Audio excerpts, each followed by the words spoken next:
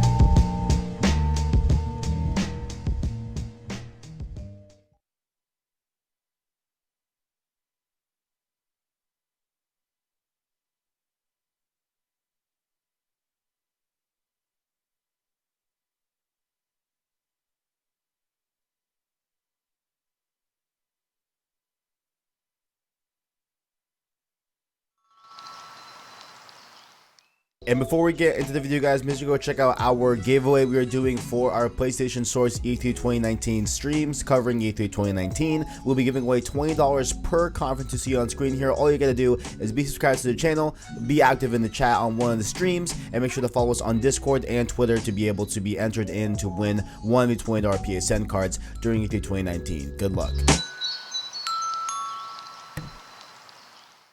And before What is going on, ladies and gentlemen? How we doing? What's poppin'? Good morning. It's a bright and early morning. You already know. Rise and shine, people. We have a great E3 ahead of us here. You love to see it. You truly do. How we doing, ladies and gentlemen? Hope everyone's having a great time right now currently. And in the description, you can, of course, find our links. Well, not our links, but our ways in which you yourself can win $20 in PSN. All you got to do is use this below. And like I said before in the video that played just before I started talking, I think you guys heard it. I'm pretty sure. If not, we'll figure it out in post. But you all need to be subscribed to PlayStation Source. Follow us on Twitter at PSSourceVids. Follow our Discord link in the description as well, and then also be active in the chat, and you yourself may be able to win some PSN gift cards to get one of these. Christian said he did hear. Okay, beautiful. That's a great thing. I'm glad everything is falling into place and not horribly failing, because YouTube was trying to not stream this early. I don't know why they let the stream start at 9 o'clock. And that is that is what they allowed me to do. I'm not sure what the deal was with there, but I'm glad we got that straightened out. But what we're gonna do here is, you know what? I know it's a little bit premature. But I'm just so excited. I can't wait to show y'all this. Hold up. Bow. You love to see it. You love to see this layout. You truly do. I got the lights matching everything.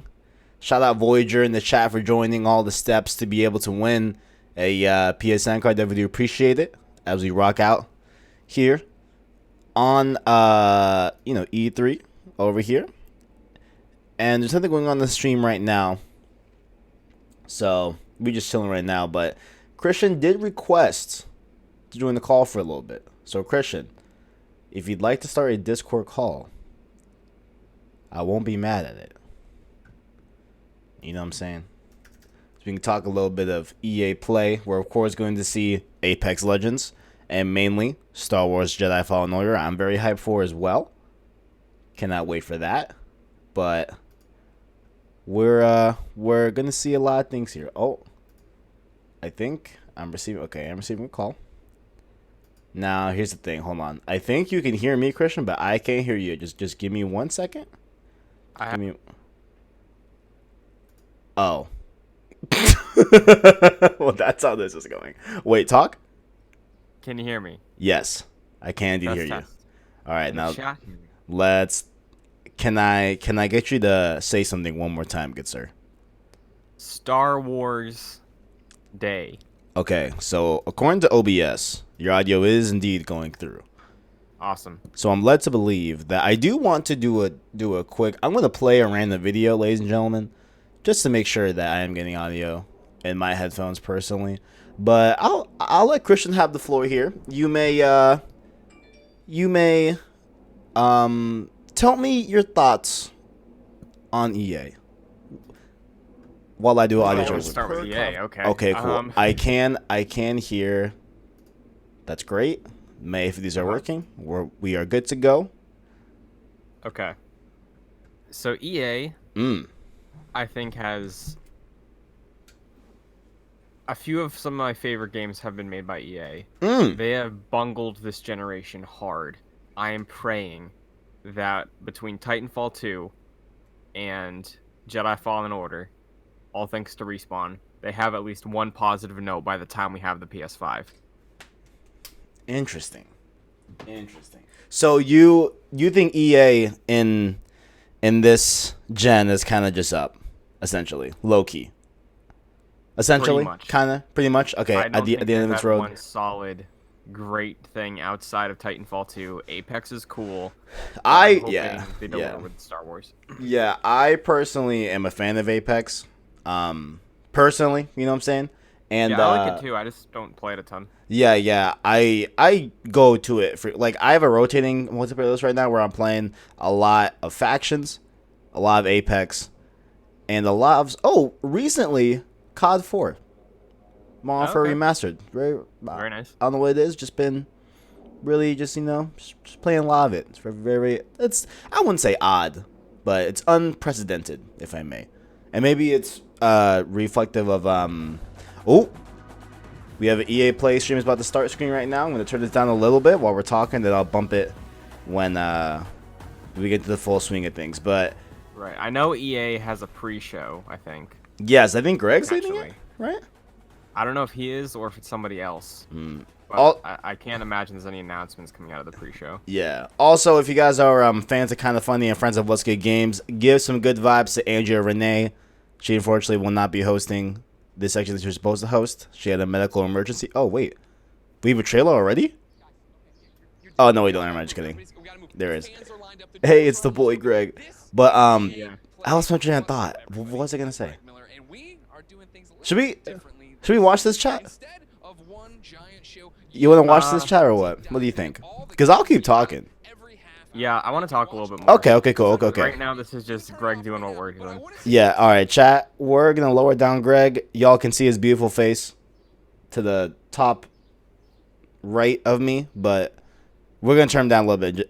Just talk a little bit more about EA. Now, I was saying something, and then Greg interrupted me. It's crazy. You're talking about your multiplayer games? Something else. Yeah, it's multiplayer game. I want to pick your brain a little bit. Okay, indeed. Pick my brain. Star Wars Jedi Fallen Order is kicking this thing off. Indeed. They just showed on Twitter about 10 seconds of titles and probably 4 seconds of gameplay of igniting your lightsaber. And then a real good whack in against an enemy. Yeah, you linked it. I didn't watch it. I did not watch it. And Sway in the chat, you did not miss any Apex updates. The conference hasn't officially started. This is just a pre-show we're showing with no audio. Yes, and nothing has happened yet.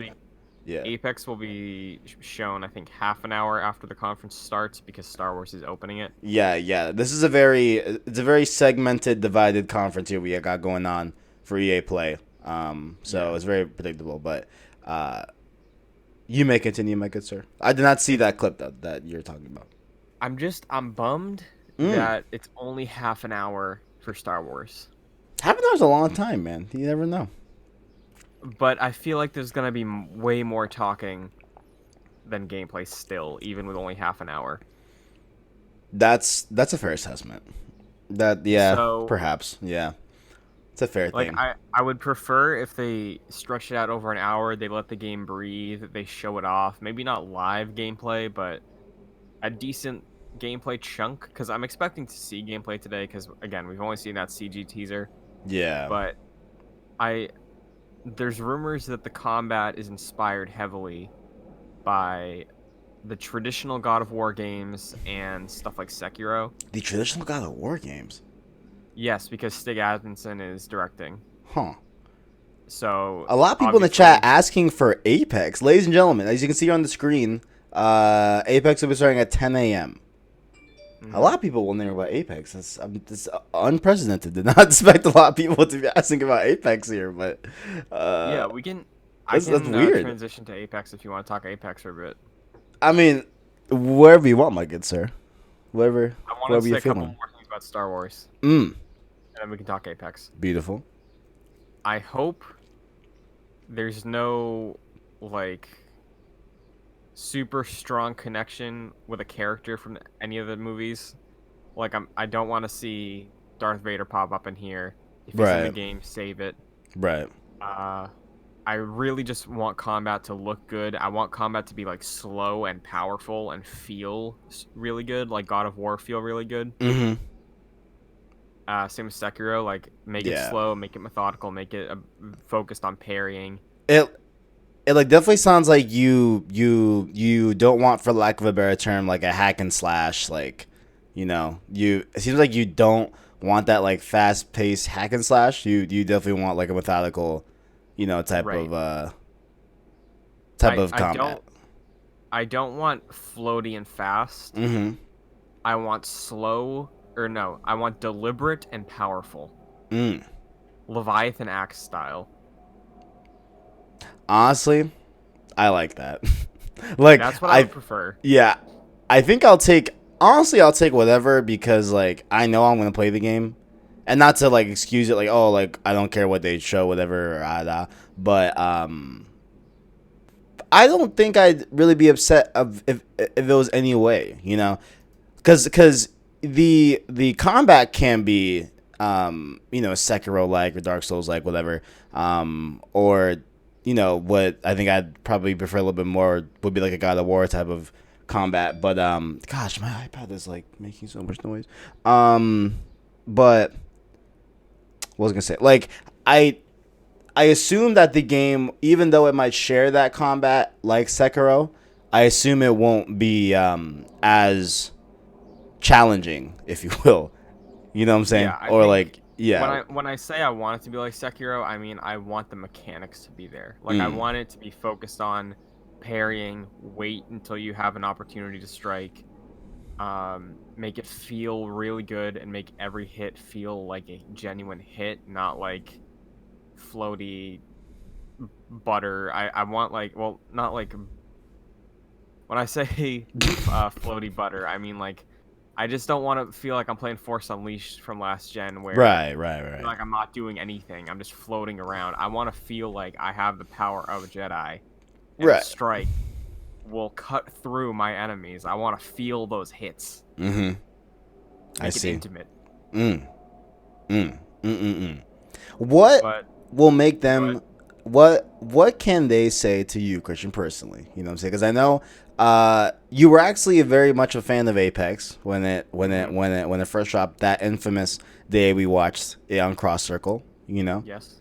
And I personally still enjoy Apex, but I do understand the issue with how fresh the game feels, right? Hmm. And like the route they are taking in terms of how they're rolling out content for the game. But what would you say that they need to do or tell you or speak to you to get you personally hyped for Apex again? Two words that I Mm, don't think a lot of people are gonna recognize, but you might. okay. Jack Cooper. Jack Cooper. The pilot. Interesting. From Titanfall Yep. 2. I do recall. Add him in as one of the Apex Legends characters. Implement some sort of Titanfall super. I was about to say, I'm like, I have one word, and that's well, 3 words. Prepare for Titanfall, if I may. Right. So I think if you give a character just a Titan, that's a little too unbalanced. But I think with the recent rumors that Titanfall 3 died so Apex can live, and now Apex is kind of struggling, maybe an LTM for Titanfall, but at the very least, a Titanfall character as one of the Apex characters, like Jack Cooper with a grappling hook and some like BT summon super beam blast or something to that effect. Dude, if he can summon BT, bro, you'll love to see it. I just thought of it. One of his supers is wall running, like you know how Wraith can do the teleport sort of I thing? see. So like you activate it and he has like super mobility, if you will. Yeah, you can wall run with him. Interesting. I like that. We have 7 minutes until the EA Play stream. Ladies and gentlemen, for you all in the chat and watching live, make sure to do the following to enter into the giveaway. The links, well, not the links, the steps will be in the description, but all you got to do is be subscribed to the PlayStation Source YouTube channel. Follow us on Twitter at PSSourceVids. Follow our Discord link will be in the description as well. It's down in there. Make sure to go follow our Discord as well as be active in the chat, and you have a chance to win one of the PSN cards. Now I'm gonna spill a little surprise here. I haven't announced this because I forgot until just now. All right, so this is a bit of an exclusive. Okay. Now I originally planned to buy all the PSN codes via Newegg, a very, very nice website, if you will. And I was only allowed to purchase 3. So I was like, man, that's crazy. So I bought the 3, and then they told me, hey, you have a limit, 72 hours I have to wait. I'm like, I can't wait. Like, I'd rather just have them all now at my disposal, right? So I perused my way after work yesterday to the old Fry's, and they only had $25 PSN cards. So I have 3 $20 PSN cards and 4 $25 PSN cards. So up the ante, ladies and gentlemen. So you have a chance to win either 20 or 25. You never know what you're going to get. Don't know what you're going to get. But that is that. Make sure to follow the links. Not links. I keep saying links. Follow these steps down below in the description.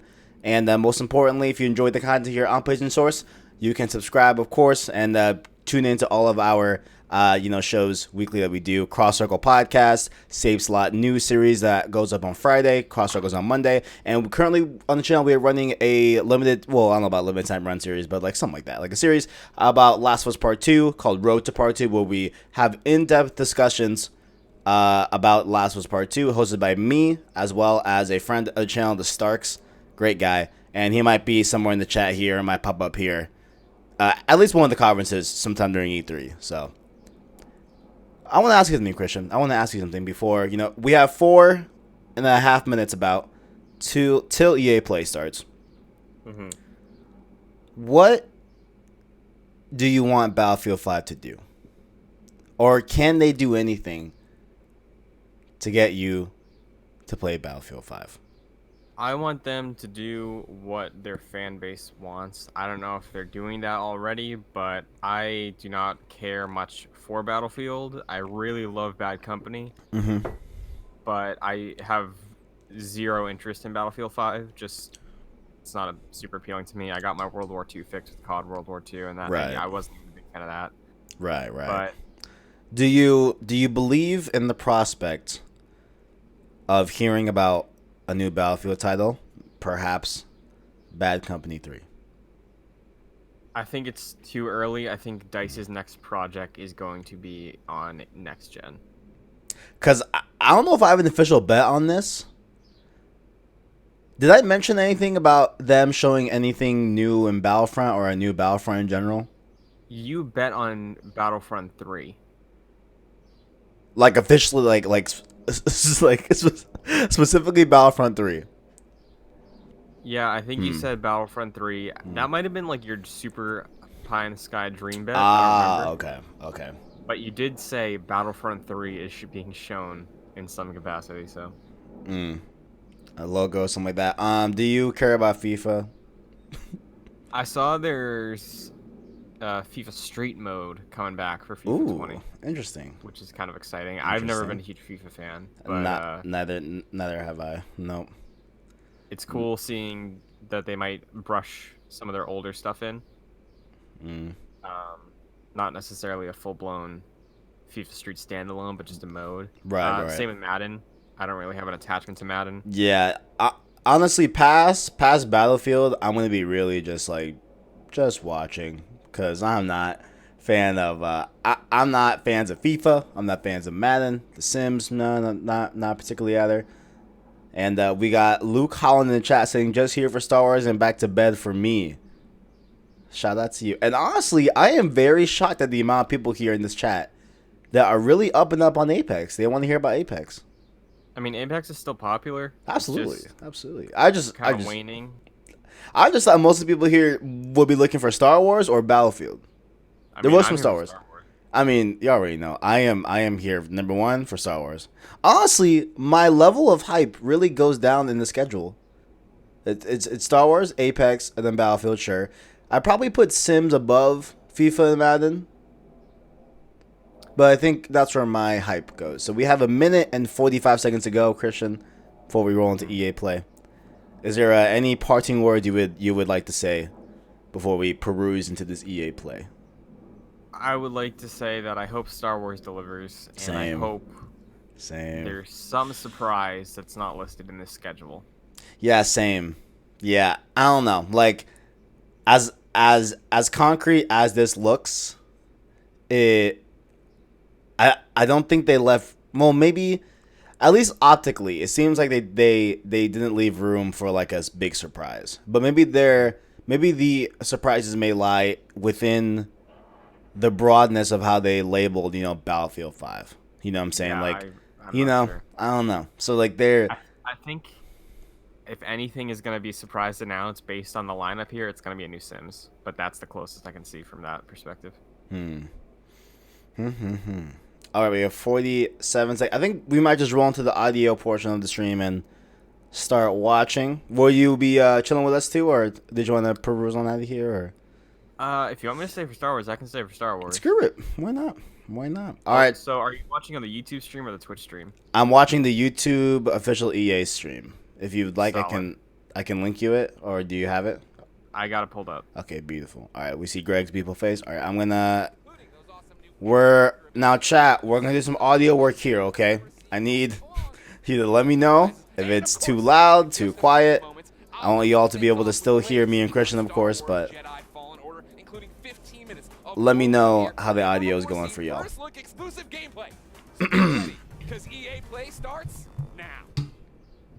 Oh, we're going straight to a trailer. Okay. Oh, no, we're not. Oh, yes, we are.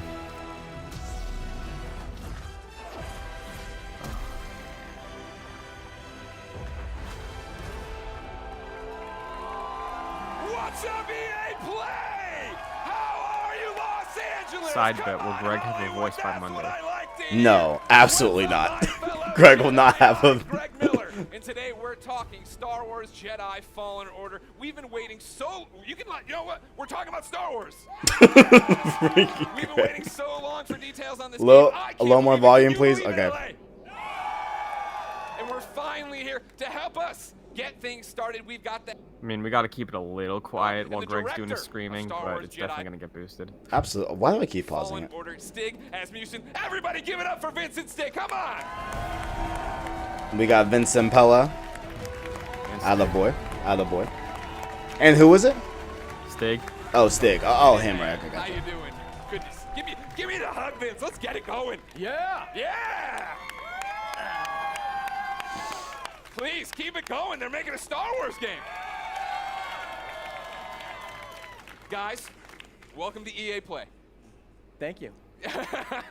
What a great welcome. How are you feeling right now? No pressure. You're just about to announce maybe one of the biggest, if not the biggest, games of your lives. I'm gonna let Stig answer this one. You're supposed to answer this one. Off script. So off. Oh yeah, we're totally off script. They So- gave me cards. That was the dumb officially off idea. script. Nobody cares.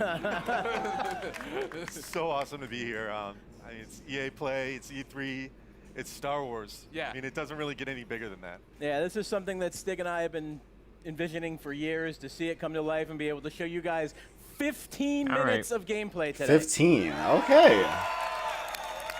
All right. But, So 15 talking. All right. 15 So uncut, everybody's 15 anxious to talking. see what Okay, this I 15 like minutes it. is going to be. yeah. For somebody watching right now who's just a FIFA fan, they don't know anything. What is happening? What is this game all about, Vince? This is a single-player action-adventure game set post. Oh, yeah. Vincent Pell looks like my uncle. They're not dead, everybody! Wait, he's like your uncle? He looks like him. Oh, it looks Set like your post uncle. Order Okay. 66 after the events in Episode 3, when all the Jedi were hunted down. Well, not all. When the Jedi were hunted down and eliminated. So, Stig, that's the nutshell of the entire game. What are we about to see? Where are we at in the game right now for context?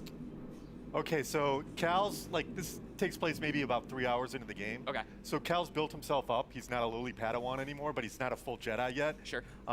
Like Vince said, this is unedited.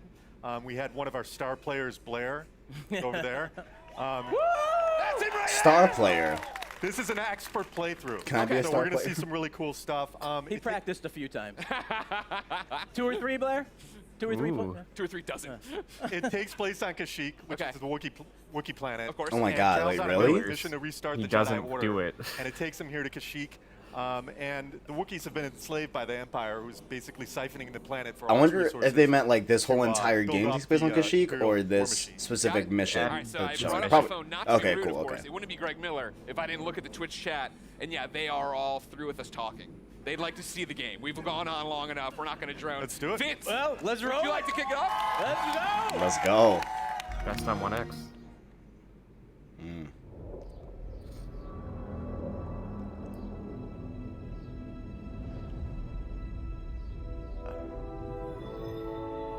Okay. I'm liking the vibe. These circles remind me very of like Destiny. Like I know it's the Jedi logo, but I totally thought there was dust on my screen, but it's the stars. start journey. Interesting. Okay. Okay. So this isn't Frostbite, right? Oh, I couldn't tell you, man. I don't think it's Frostbite. I think it's not, and they made a big point about that. I don't think it. Yeah, I don't think it's Frostbite. Oh, dude, I'm in. Fuck. I know they literally showed nothing, but I cannot wait for this game.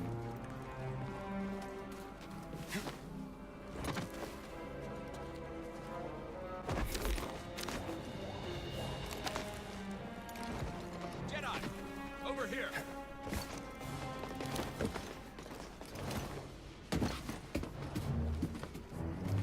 I'm a lot more hyped for this game after playing Titanfall 2, honestly. Oh.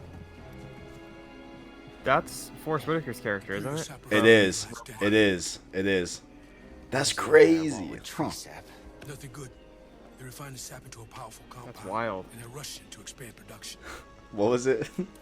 Save the trees? That kind of funny joke. Yeah. That's the plan. We know they're in game, but they spread themselves too thin. This map we recovered proves it. He looks so young. Here you go, bud. These refineries double as brutal prison camps. We use those cutters to create a distraction, while you take your lightsaber and free the Wookiees inside. We need their help to stop the Empire. Understood. Watch yourself in there. You hear that? Said he needs my help. Come on, buddy.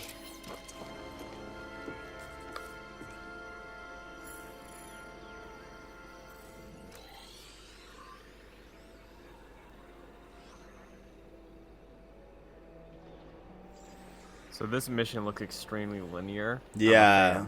Yeah. That's what I was about to comment on, too. Yeah, like it looked. Yeah. That's cool using it as a torch.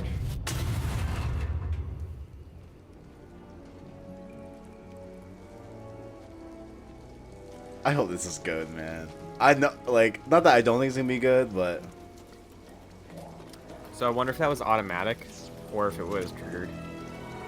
the using of the lightsaber as like a light source, Yeah. probably. I couldn't tell, honestly. I don't even know.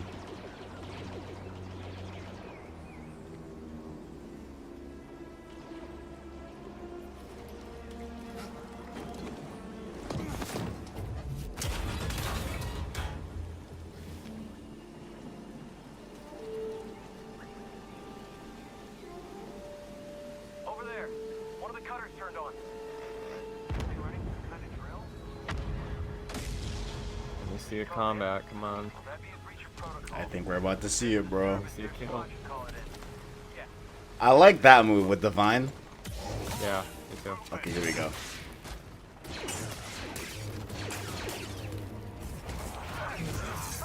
Okay. It's definitely slower than Force Awakens or Force Unleashed, which I'm into so far. Ooh, okay, alright. We have skill points in the top left, right? I missed it. Right, I mean.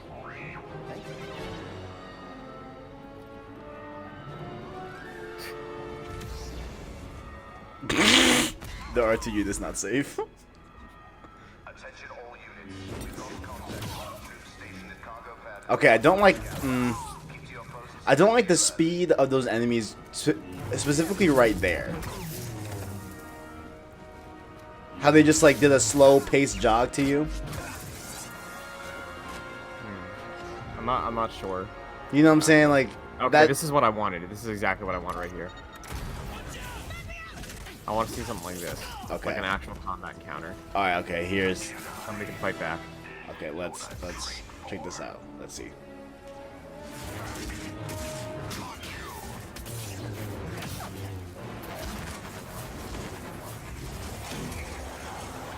Yeah, dude, I'm getting like my Sekiro reflexes are going off right now.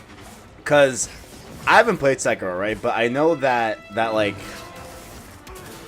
that orb in the center of his body comes when I think he breaks his oh my god, what's it called in Sekiro? The posture. Posture, thank you, yeah, posture. Do you think that's a similar thing here? I don't see a posture bar, whatever. I see like a shield to like maybe like help, but I'm not too sure, but the Did back that- and forth is what was making me okay. get some Sekiro vibes. Control the droid, please. Think you can help me, BD? Oh no, okay. Oh, that's health. Okay. Thought we were gonna like send him out there for recon or something.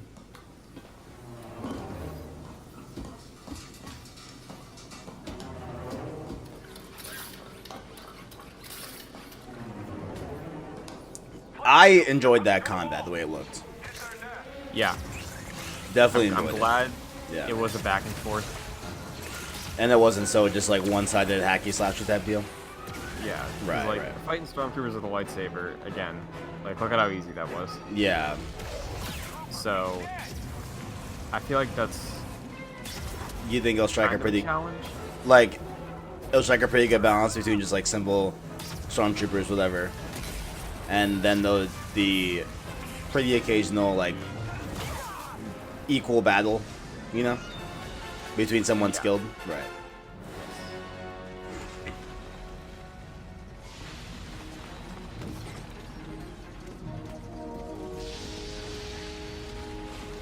Got some I'm gonna say Uncharted something vibes bold going right on now. here, huh?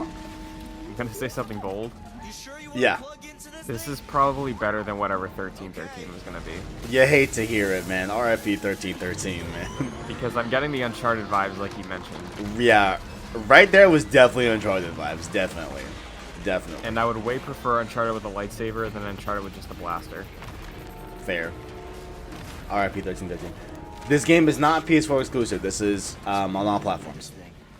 Except Switch. But that was obvious. It actually opened with the Xbox logo. It did. So they have marketing rights, you think?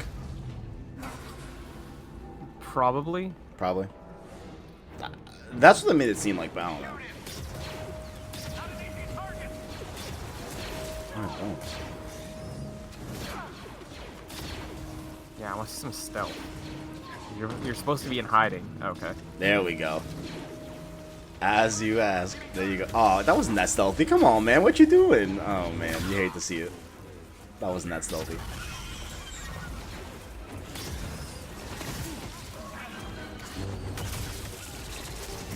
Also interesting, they said this is 3 hours into the game. 3 hours in? Okay. Yeah, and you're already doing like a Jedi mission, so... I wonder if your in hiding thing happens before or after this. Right.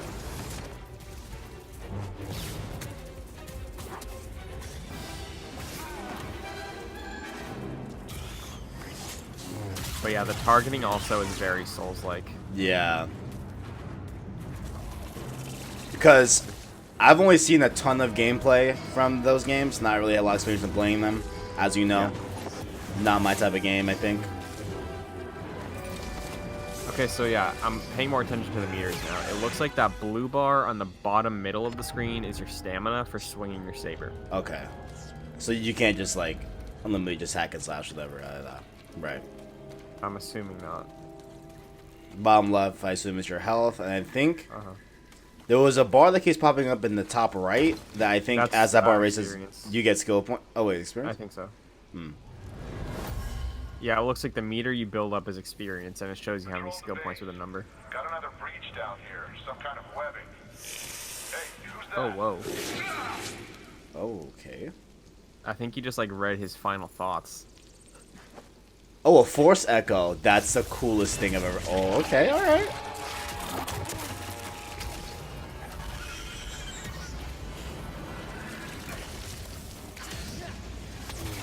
That was very God of War. Very God of War. Wow, that was super God of War. It gave him the option to scan that. That was interesting. I'm buying the vibes of Dark Souls meets God of War for combat, for sure. Gotcha. Some more Uncharted. Which is not bad at all. Definitely not a bad thing. Yeah. At all.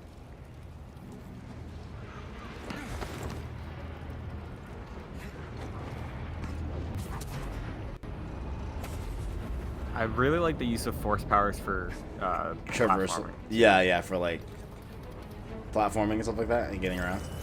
Yeah. What's that, bro? And the joystick's BD1? I think is what that said. Yes. Okay. BD. What was that? Cutter 7 is active. Reporting a live cutter near the cell block. Immediate aid requested. It's breaking through and destroying everything. This is cool.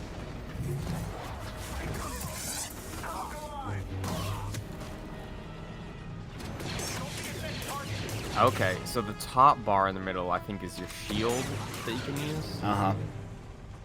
And then bottom may just be pure stamina. That was really cool. Dude, word, that was... okay, I feel like you're ahead of me, I think, but that was mad cool. I'll pause it for like 2 seconds. It's okay, it's fine, it's fine. That's all good. So we're probably closer now. He just got up top of that thing. Mine, he just got top of right now. Okay.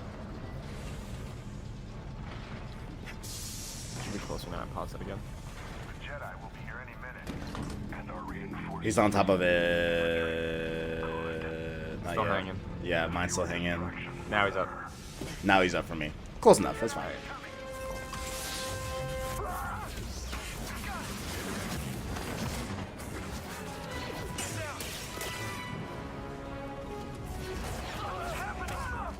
Yeah, so far this is actually really, really good. This is looking really cool. Yeah. I'm This is what I wanted. Yeah, definitely sold. Like, not that like I wasn't, but I'm definitely sold. That force freeze Kylo Ren style.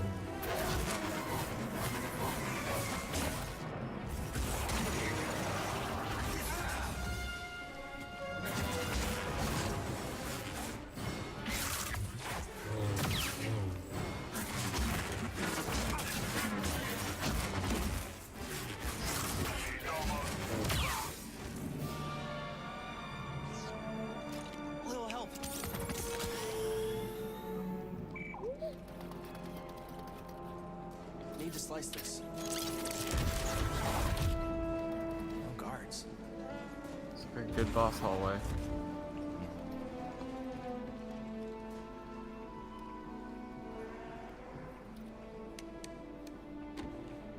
Does this seem boss battle related right here? Oh no, this is where the Wookiees are actually. Hey, we're here to free you. Not alone.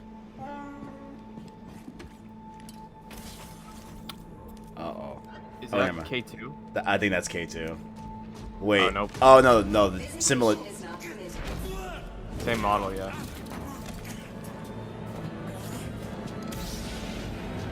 Let's see how this goes. Oh. Okay. Yeah, that's what I expected, kind of. Gameplay done. Jedi Fallen Order. That looked good. That looked really good. It That gave looked me good. what I wanted to see, so. Games play best on Xbox One. Gameplay's best on X. Yeah, it definitely seems like they got marketing rights, but all right, What do that we was think cool. EA play? Yeah. I dig it. I dig it. That's what I wanted, the little boy. Guys, congratulations. That looks pretty awesome. Thank you. I have a million questions, and I know we're short on time as always. I want to point out, though, in the Twitch chat, Gwyn96 says, that's frickin' cool. But he didn't use frickin'. How does it feel to, I think, deliver, right? Like, you guys liked it, right? Kevin in I the was chat looking at saying Twitch meh. chat. There's a lot of people who like Looking it. Like, real what does that good so feel like to finally far show this game? from C-Dubs. Oh, it's great. I mean, being involved with this team, Stig and his team have done an amazing job. They've put so much of themselves into this game. To be able to be involved in something like this is just, dream come true. Yeah. Agreed. Huge shout out to the team. Everybody. Thanks, worked on- guys. Everybody who busted their butts on the demo, but also the whole game. The whole game is coming together right now. So it's an amazing feeling. I'm just so proud to be up here, and I hope that Star Wars fans understand that we're really doing our best to try to honor the brand. I mean, I think from go ahead, clap now. I'm gonna stop you. Whenever you want to clap for him, you clap for him. I think that's pretty evident from it, and I liked when we introed. You guys were talking about the fact that this is a skilled person playing it, right? We all see it and we think it looks awesome. What are we missing by not having our hands on the controllers? Like, what do lightsabers feel like? I mean, it's fantastic, right? Yeah. Like what? Because it looks like it's got weight to it, and throwing it and catching it, right? Like that's the impact I think I want from it. Absolutely, yeah. I mean, it's really satisfying. I mean, the game itself, it's thoughtful combat, as Stig likes to call it. It's what you saw was a really good player. Yeah. Right. So He's you'll right have over to there. learn- He'll give out autographs after this panel. Well, I don't know how. So you Interesting. can block, parry, deflect. Like Yeah. we want the combat to feel really good Blocking for and people to go in parrying and be able is to what like I be want. part of that. Yeah. Size up the enemies when things feel right. It feels really good. Yeah, it's also about the enemy arrangements as well, like what enemies we're putting you up against, how you go in and use your tools to take them down. But it's not just lightsabers; it's the Force as well. Sure. Well, that's part of Yeah. this. You were talking to me last night about it, right? This thoughtful combat. And the idea that when I watched the demo initially, my thought was, oh, these are canned animations, right? I'm doing a force grab and stabbing the guy, and that's all. I hit R1, and that happened. That's not that way. No, it's right? all freeform. So, like, you can go back in and replay things and do it differently, or you and I would have different playthroughs. Absolutely, and actually the enemies react to each other in different ways. You saw the flame troopers fighting against the spiders. You could sit as bystander and just kind of watch that fight if you wanted to. Yeah. But you're not going to get any skill points if you do that. And it's not any fun either. It's fun to watch sometimes, but It is. it's a lot more fun to play. You talk about the skill points. Are those going into the force abilities? Yeah, so we're going to have the classic abilities. We're going to have push, pull. We've got what we call force flip, which is essentially double jump, Nice. which is nice because that's something that makes sense in Star Wars, a Jedi actually doing a double jump. But we have one unique expression of the force that you saw in there, which is slow, which is a little bit of the glue between force, push, and pull. Yeah. Well, that was awesome. I think I thought you couldn't top my favorite moment in the demo, right? Where you come around the corner, grab the stormtrooper, force pull the stormtrooper, stab him, but when you force pulled the stormtrooper and walked him into Yes. one bolt, that was pretty cool. That was That cool. was pretty cool. Very Yeah. cool. That's one of my favorites. Very, The very first cool time moment. I saw that, I freaked out a little. You bit, actually yeah. said it better. I think it's right here. than the Yeah, demo. here. This is it. It's showing it Well, right you now. did it. You delivered. Tell me about the enemies we are seeing there, right? Because that's one of those things I feel like we're talking a lot about, seeing things a lot about, is we're running through the environment. You had different things. You had your normal stormtroopers. You had non-normal stormtroopers. Yeah, and this is just a small portion of the game, by the way. So there's a lot more that we haven't shown. You're saying that but isn't the entire game. that is not. I'm interested how long Well, the we game got is. we got our classic stormtroopers. We've got Very the interested in scout how troopers long it who you is. saw equipped with kind of I'm melee gonna say under 20. charged weapon. We've got the flame troopers. but Under we 20? also have the purge troopers. Whose Yes, 20 or task under. is to, basically hunt Jedi. Yeah. soften them up Ideally, if before it the was my Inquisitors come decision, in. it would be 20 or under. And like we're seeing right here, right? Like this is bad. That's the- I think it'll be Yeah, 17. Like, so New that the team. Maybe like just under 20. in. Well, there were rumors, remember, that there's going to be Adding to the multiple Star planets to Wars explore. lore. And it's Well, not did open he world, create but you it? can go Just where that you one want to man go. did? Yeah. I didn't see those It rumors was a team actually. effort that you led Yeah, the like charge. Ratchet and Clank style, actually. Jordan did the Okay, casting. okay, I see. Okay, I see. Good So like job, Hub Jordan. World, kinda, but kinda, Kinda, yeah. kinda, sorta. Okay, interesting. That was the rumor. So we're going through, and you have these new stormtroopers. You have your fire troopers. You have one of my favorite droids of all time coming back, The KX. and then making me fight him. Yeah. Why would you do that? Yeah. I don't want to do that. Oh, you do. No, Trust me, you do. I do. Oh, yeah. Well, then talk about the other star of this 15-minute demo, right? The new droid, BD1. There he is, right there. No, BD1. BD1's in the audience, ladies and gentlemen. Thank you, BD1. He's adorable, as I'm sure you know. I immediately want him as a backpack, so just a heads up if you're talking to anybody in the licensing department. That'd be All right. great. We can make What that does he happen. do in the game, right? Excuse me, we're hosting a panel. You can keep it down over there. What are the traits? What are we using as? Is he just flair? Am I using him for different Well, things? like story-wise, he's Cal's companion. He's Yeah. an explorer droid, which is perfect because Cal's on this mission Sure. for survival that's taken him to all these savage planets. BD sounds for Buddy Droid 1, which is That's Respawn. Buddy That's Droid the I don't one. think I didn't notice the wall running either. I'm like, Okay, well, good. yeah, Respawn Oh, yeah. made this game. Yeah, okay. definitely inspired by BT. Yeah. But the Shout name, out BT. ended up sticking. Yeah. So, one of the cool factoids is his voice is authored by the legendary Ben Burt, Oh, nice. who did all the main sound designer in the original trilogy That's and cool. beyond. That's cool. But he can hack doors, computers, as we saw in there. So just scan some stuff there. Yep. Scan Opening the doors. environment for like environmental storytelling, learn more lore about the planet. I saw him shooting out health packs. Is Yep. that a canned animation after a fight? Is it a button I'm hitting? It's player input. Okay. Whenever Like they a want, cooldown on it? whenever they want, BD will eject a stim pack. Okay. There's a limited amount that you Okay. can find more over the course of the game. Estus flasks and you're for Dark actually Souls players. in that moment. You're defenseless, so you got to choose wisely when you're going to do it. Okay. We've seen the gameplay. Without spoiling stuff for me, what's going on in the story? Like, obviously, Cal, yeah, I thought he was going to be way weaker as a Jedi. You know, just tell me the whole story. What, A to B, Stig, how's it go? What's the ending? Well, Actually, What's you the know what? ending? Stop. Full stop. I can't believe I've gone this long in the panel without asking. Is Watto in this game? I can't say. But that's not a no. Hashtag Watto 2019. I'll be retweeting them all after this panel. Thank you very much. But what's going on in the story outside of Watto should be in it? Well, you know, story's a really big deal to us. We've created this with Lucasfilm. We got to keep a really tight lip on it. So I Thanks. can't. I don't really Great want to panel. go It's into over. too Everybody far. go home. Sorry. I mean, yeah, the story. Gotta save it. Okay. I know one of the things a lot of people had been asking, right? I'd put up stuff on Instagram saying, hey, give me questions. Community wanted to know, this is Star Wars canon, right? You Totally said, canon. Okay. Totally legit. Okay. This And is a real. Cal's a real character. Yeah. You saw Guerrera in there. He's you know, obviously part of the Star Wars universe. Seer, Cal's mentor. yeah. They're all gonna live in other places. Okay, that's great. Vince, how's that feel? Interesting. No pressure. It feels great. Yeah? Yeah. I mean, we have. You act like it's so nonchalant. You're making a Star Wars game. It's canon. Yeah, it's not nonchalant at all. It's amazing. Like I said, I'm just like shocked to be up here. I'm like. I know, it's a big Yeah. deal to work with me, but it's okay. You'll be all Uh-huh. right. We've been talking about this for like 10 years. Yeah. The other big community question I've seen a lot is, it's a Star Wars game, and Star Wars games in the past have allowed us to go light or dark. Is that a choice here? No, Okay, well. Why not? because. No, I think it goes back to the fact that Cal's authentic, Yeah. and he has to fill a certain role so he can be used in other places. Yeah, this is a Jedi story. Well, that's the thing I appreciate the most, that you guys are coming in and telling a story, right? Like, I think that's why so many of us are excited for it, is the idea that this is a Star Wars story, that you guys have something to tell, something to say, and a lot of walls to run on. Vince Stick, anything you want to say to the fans before we let you go? just thanks for the support. The energy here is great. Yeah, it's fantastic. We're Fantastic. Greg's showing us Thanks for some coming stuff out. online. Like the reaction is fantastic. Amazing, amazing moment. The team, badass. Thank you guys. Yeah, go team. All your hard work. Now we just have to finish. Can't wait to bring it to you guys. There's so much more that you haven't seen yet. I can't wait to show you.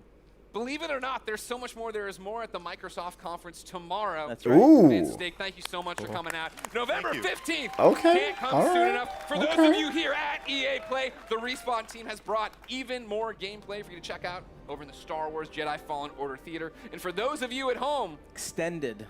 I was about to do a bit. For those of you at home, you will stay tuned for Apex Legends. Yeah. What you're looking for. Thank you for the yeah. I was like, that's the corniest joke I put in this thing. No one's gonna laugh. Everybody, I'm Greg Miller. Thanks everybody for watching. We got more EA Play for you now. There you go. Star Wars Jedi Fallen Order. Very cool. Rolling in the Apex. Only thing to grind for is badges, even though you like anything you read. How hyped are we for Star Wars? Let's hear it! Listen, we got 2 minutes until Apex. Gonna lower the stream down just a little bit. 3 Solid. days ago. Anyway, so big thanks to Vince and Steve I for like sharing that what I saw. exciting deep I dive wasn't into like Star super Wars excited Jedi for the game Fallen Order. before today. Mhm. Still not like super excited, but I got what I wanted to see out of this. Like that really methodical combat Right. is exactly what I wanted. Seems like they're teasing more expanded universe stuff for the character. So Yeah. like maybe comics or a TV show maybe down the line, but makes sense if they cast an actual legit actor and use his likeness. Right.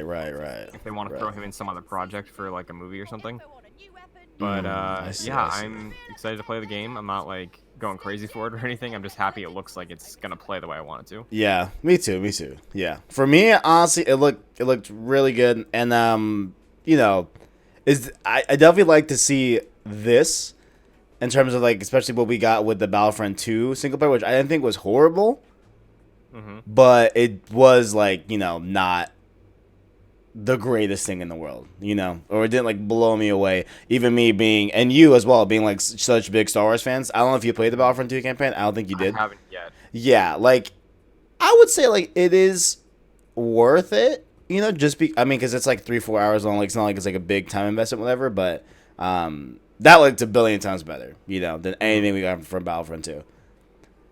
And also, you all in the chat, make sure to check out the description where you can find our giveaway we're doing for E3 2019. All you gotta do is subscribe to the channel, follow us on Twitter at PSSourceVids, follow our Discord link in the description as well as be in the chat, and you will be able to win some PSN codes here at the end of the stream. So shout out to y'all in the chat. I appreciate the support. You could probably use it towards a pre-order You could, of indeed. Jedi Fallen Order You're or right. anything else you want. You could get the Apex Battle Pass. You Apex fans in here. You never know. Oh, That is true. oh no. I'm going to hop off now though. Okay. But enjoy the rest of the stream, everybody. Okay. Enjoy EA Play and stay hyped. Deal. All right, I'll talk to you guys later. I'll see you later. Surprise. And then there was us, ladies and gentlemen. Then there was us. What's Oh, Welcome to EA Play 20, and I'm so excited God, why is this to talk not about cooperating? Apex Legends here at EA Play. I'm professional esports commentator Alex Goldenboy Mendez. Now, everyone at Respawn has been working diligently at making Apex Legends the best Battle Royale game out there. We've got some big updates. That's right. Y'all hype for Apex in the chat. Let me know. Let me know. We got some exciting details to share on Apex Legends Season 2, including a brand new weapon, a new mode, in improvise, you hear me? I'm improvising. An New improved weapon, battle pass, a new mode, reveal improved of the battle 10th pass. legend 10th coming to the legend. arena. Okay. Looks like we got a lot of things on So, Apex. Okay. Let's jump out of this drop. People and say that dive does look right like into me. the hot For zone. real. Take it away, Jay. Thanks, Golden. Oh, I'm man. Respawn's community manager. People Jay say I Persona. do look As you like can Golden see, Boy. It's we've mad brought at- King's it's Canyon crazy. to life right here at EA Play. We've even got all 9 current legends here to help me bring you some of the Season 2 updates that you've been clamoring for. We're going to introduce you to our newest Wraith legend. Wraith after looks the show. lit. But for those of you at home, don't miss your Lifeline chance looks to jump into good. our legendary hunt event. Check it out. Where's Pathfinder? He wasn't even there. You hate to see it.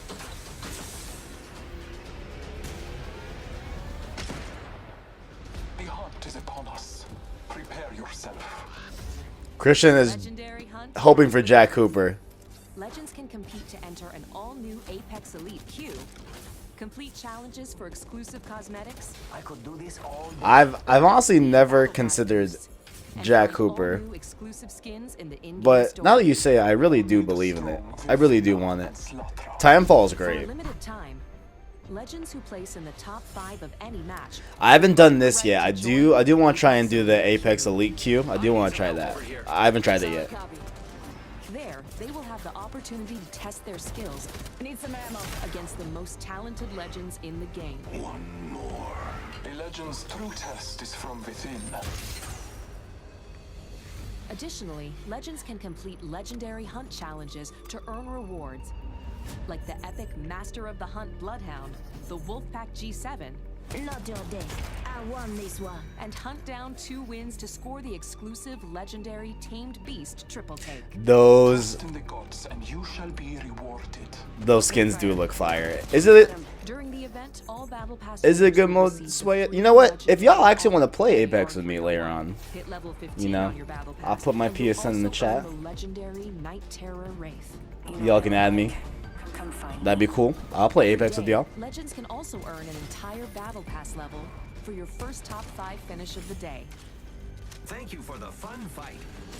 And we're doubling down with our first ever Double Double XP. weekend. Okay.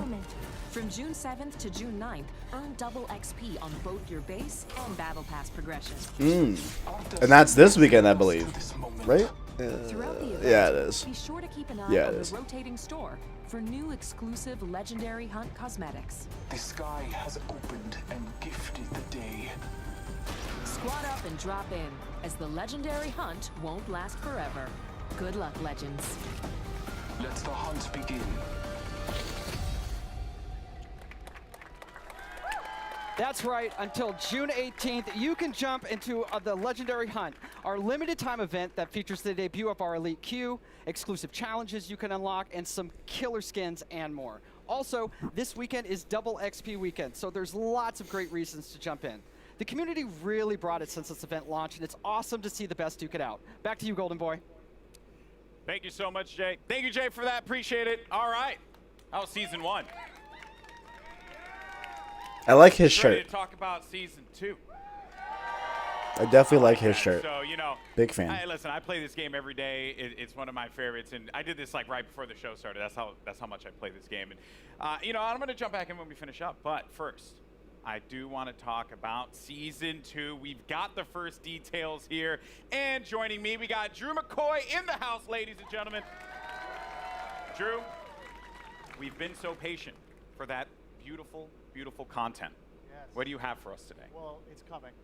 Okay. First and foremost. Content is coming. Ah. You heard it here first. So season 2. Already is coming addressing it. July 2nd, and it's called Battle Charge. All Battle right, Charge so July Battle 2nd. Charge will Okay. be coming out. What can we expect though when this new season drops? Yeah, so as we announced when we launched the game, we're taking a seasonal approach. So we're trying to cram as much into the launch of season 2 as possible with some other stuff along the way. But what you can expect from the launch is a new legend, a new weapon, a new way to play the game. Okay. Perhaps a map event. And a lot of this has been done through a lot of the feedback from community. We're also changing up some of the meta balance of weapons to try and buff up some of the weaker weapons and bring a lot of cool stuff in the game. Okay. All right. It's a Make lot. It's a the lot. We're Mozambique going to talk about a great. good portion of it here, but let's talk about that sweet new content because season 2 is bringing a new weapon to the fight, and today we're excited to show it to you. So let's just go ahead, roll the clip. Show it. What is the weapon? What is it? Care package I want to touching know. down. They usually carry rare platforms. Elstar here. I am taking fire, friends. Oh, that. Oh, okay. That's a good weapon in Timefall too. That's a good weapon in that game too. The L-Star. That's hype. That's hype. All right. I assume he'll use energy ammo. New season. Strong work. Yeah. I assume it'll be an energy weapon. No refillable ammo. Is it just like a cooldown? Oh shit. Okay. Wait, I want to see. Making contact with enemy. Or do you have just those 60 rounds and that's it? Accept it. I'm here. You're not. That's a really, really cool weapon to add. There you I have like it. the L-Star a lot. L-Star, man, I remember getting Hell slapped yeah. by this gun in Titanfall 2. So pretty excited to see this one make it into the fold in the arena. Seems really powerful. So tell me more about its place in the entire weapon loadout for Apex Legends. Yeah, so the L-Star's new. It's coming. Launch of Season 2. It's actually a care package weapon because it's so OP. Okay. It's just amazing. But Glad you said that out front. Yeah, well, you know, it's like the master for the Kraber. It's incredibly powerful. Yeah. And being a care package weapon, it doesn't use any of the existing ammo on the ground, so whatever you get with it is what you got. I also noticed, too, it shattered through doors. Yeah, it can open doors. So, like, melees, grenades, and now the L-Star. Wow. Okay, so that Gotcha. is pretty sizable. Now, what other changes are going to be coming to weapons? Because and this may seem very nerdy, but I'm a huge fan of hop-ups. I'm all about Prowler with my switch fire. That's my jam. Yeah. What are you bringing me? Yeah, so like I mentioned, there's going to be some meta changes to the weapons. We're trying to bring up some of the weaker weapons. And then, yeah, there are 2 new hop-ups coming. Not really going to say what they are yet. You guys got to wait for Season 2. 2 new hop-ups? There is a Okay. chance that maybe a memeable weapon named after an African country is usable. Ooh. Yeah. The Mozambique Okay, might be perhaps. usable, ladies and All gentlemen. right, perhaps. I mean, that is yet to be seen. We'll have to see if that's going to be a reality. All right, cool. So we're starting out hot with that L-Star light machine gun. We also have the Battle Pass. And, you know, when you guys first spoke about the Battle Pass, you said that it was a learning experience. What's different this time around for Season 2? Yeah, so we've been listening to community a lot. Season 1 didn't quite launch as well as we were hoping. The content was fairly underwhelming for players, so we've been taking that in. We've been getting all sorts of data from people buying skins to what they equip on their characters or weapons. And so we've taken this learning and put it in a Season 2 Battle Pass. So first off the bat, it's challenge-based now instead of essentially time-based. So you'll get daily and weekly challenges, and they stack if you don't play for a while. So you can come back after a month and try and knock them all out on a weekend and level up really quick. Ultimately, this does mean leveling to level 100 is a lot quicker than in Season 1. That's nice. That's a nice also, thing. getting rid of all the badges and stat trackers, taking up space throughout the leveling process. And we are inserting 3 entirely new content types into the Battle Pass, which we will talk about later. They're taking on stat tracking? And there's a lot more skins in it. And there's going to be enough crafting medals by the time you hit level 100 to craft your very own legendary of your choosing. All right. I like that.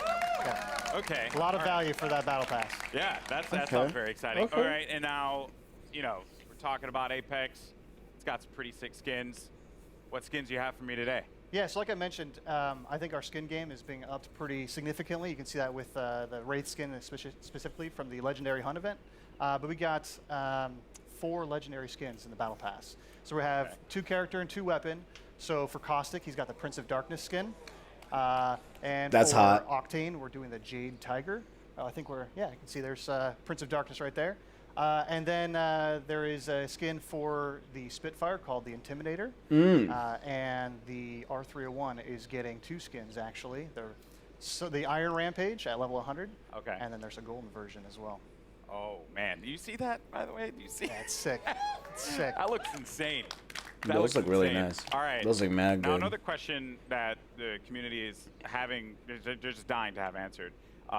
New ways to play. Elite Q was awesome. Yep. I think it's like one of the coolest additions. Listen, ladies and gentlemen, if they say Titans, so I'm when going to we flip. Designed Apex, I'm really going to we flip. wanted to have kind of a competitive core to it. This is a game that's meant to be played over hundreds of hours and mastered. Really deep learning experience. And so the Elite Q is our first step towards getting to a higher competitive Please say stage. Titans. Okay, Please so say Season Titans. 2, I'm really, really, really stoked to announce we have a ranked mode coming. Ranked mode? Yeah. Ranked is cool, though. So Ranked is very You'll cool. progress through Ranked is really, really tiers cool if you're for good enough. competitive. You will cap out if you are garbage tier like myself. Yeah. Don't worry, we'll be in Wood Division together. Yeah, you and me, buddy. Yeah, that's Wood. what's up. Wood 3, I think. Wood 3? Yeah, Wood 3 we'll get Division? there. Yeah, so it goes from bronze all the way up to Apex Predator, and it's using special matchmaking for each of the tiers. So the higher you get, you'll probably have some longer matchmaking times, but it's because we're trying to find the best possible match for you. And then That's cool. Throughout the season, you'll be hopefully gaining tiers, and then at the end of the season, you'll get rewards based on where you ended. Wow. To show off for the next season. Ranked That's cool. mode coming to Apex Legends. Yeah, it's going to be awesome. That's sick. All right. That is cool. All right. I'm be honest with you. I'm going to be all up in that. It's going to be sick. I can't wait. I am legitimately concerned, as I had mentioned, either be the first Wood Division player, which isn't even in it, or Plastic Division. Plastic's good. Yeah, that's going to hurt. But, dude, thank you so much for sharing all these details, man. Hey, man. Guys, Drew, ladies and gentlemen, from the Respawn team. All right, now, here's the thing. I'm a Lifeline main. It's just facts. Same. You are too? Yep. Respect that. Any Lifeline mains in the house? Lifeline mains? All right, but that might change when the new season drops. That's right. All right, ladies and gentlemen. Give the people what they want. The We new wanna know legends. Who is the 10th legend joining? Is it going to be Jack Cooper, as It's my Christian pleasure, predicts? Golden Boy. Well, ladies and gentlemen, the moment has arrived. The 10th legend joining the Apex Legends Arena Jack is Cooper. Watson. Not Jack Cooper. What's up, Watson? To help us get to know our latest legend, Sorry, Christian, this is not Jack Cooper. Put together this touching illustrated short. Let's check it out. My dearest Natalie, as I write this letter, it's the middle of the night in late summer. An hour ago, you cracked the equations necessary to power the force. That was showing for way too long. I was like, what are we looking at here? Magnificent daughter. And I couldn't be happier or prouder of that. I always knew you were special, but never did I fathom that the little girl who taught her staffed Nazi multiplication tables would grow up to master quantum laser mechanics. I have assured the Syndicate that the modified containment force field will be operational in a month's time, and it's all thanks to you. I may be just a doddering old fool trying to hold on to mon bébé a little while longer before he loses. This seems very much like the Overwatch shorts that they do for their new characters and stuff like that, and their existing characters. That's what it seems like what they're doing here. I don't know if this will be like a mainstay in what they do, but it looks The game cool. will be brilliant because you are brilliant. My daughter can and will do anything she wants in this life because she is the smartest woman in the frontier. Je t'aime de tout mon cœur, pour toujours, Papa.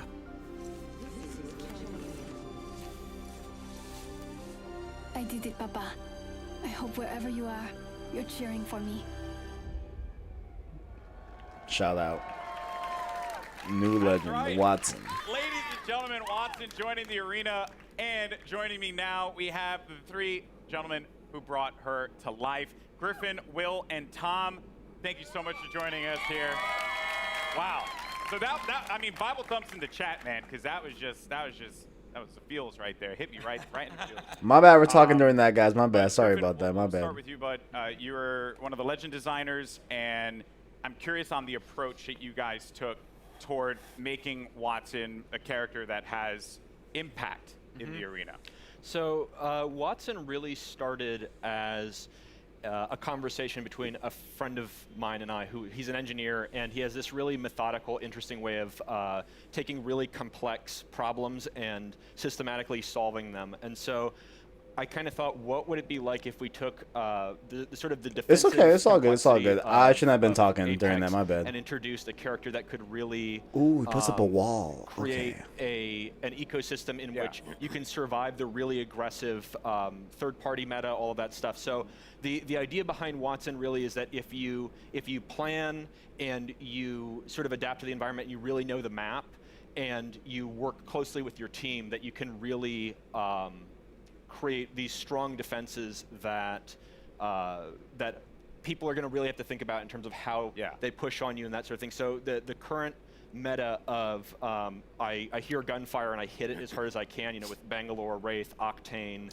Titanfall is amazing. Y'all should all play of those. Titanfall. We're trying to sort of bump that meta a little bit and make it so that this more stanced RTS kind of play style has breathing room. Yeah, you're trying to provide like options for the players. Yes, Right? Because if you want to be able to play that hyper aggressive approach, whether you're running like a composition that contains like a typical one, which would be like a Pathfinder, Wraith, and a Lifeline for that support. You can play into a composition like this, and they kind of counter one another. So that's going to be really fun. We're going to dive into the abilities and everything that she does, because let me tell you, it's insane.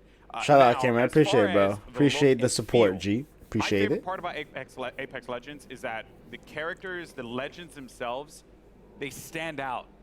When you're looking from far away, you see the silhouette and you know exactly who it is that you're about to engage with.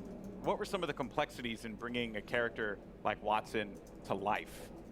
Yeah, so it's a collaborative effort. You know, shout out Heath and Sam, animation department. Everybody kind of works together. We were given a specific set of skills that she would be using, abilities from Griffin.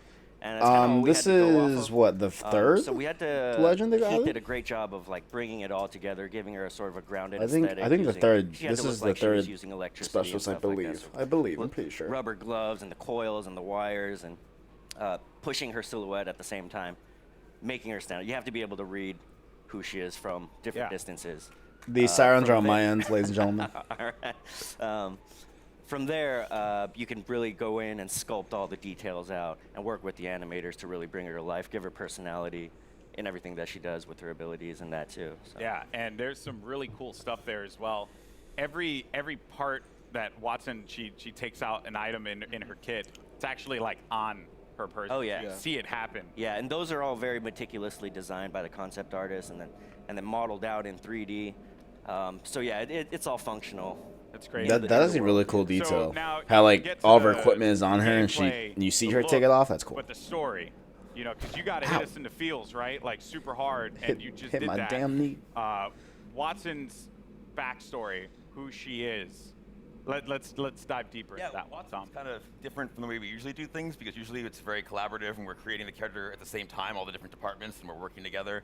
Watson was different. She was already designed and drawn when I got her. And one of the great things about working at Respawn is they encourage us to create characters that are non-traditional and that are characters you haven't seen in video games before, and to kind of branch out and see what else, you know, what other kinds of people can we represent out there. And so Watson is a very different character than I've ever seen in a video game, at least. And everything is based off of what these guys created. I mean, it's all, every single part of her backstory is connected somehow to either her abilities or her look.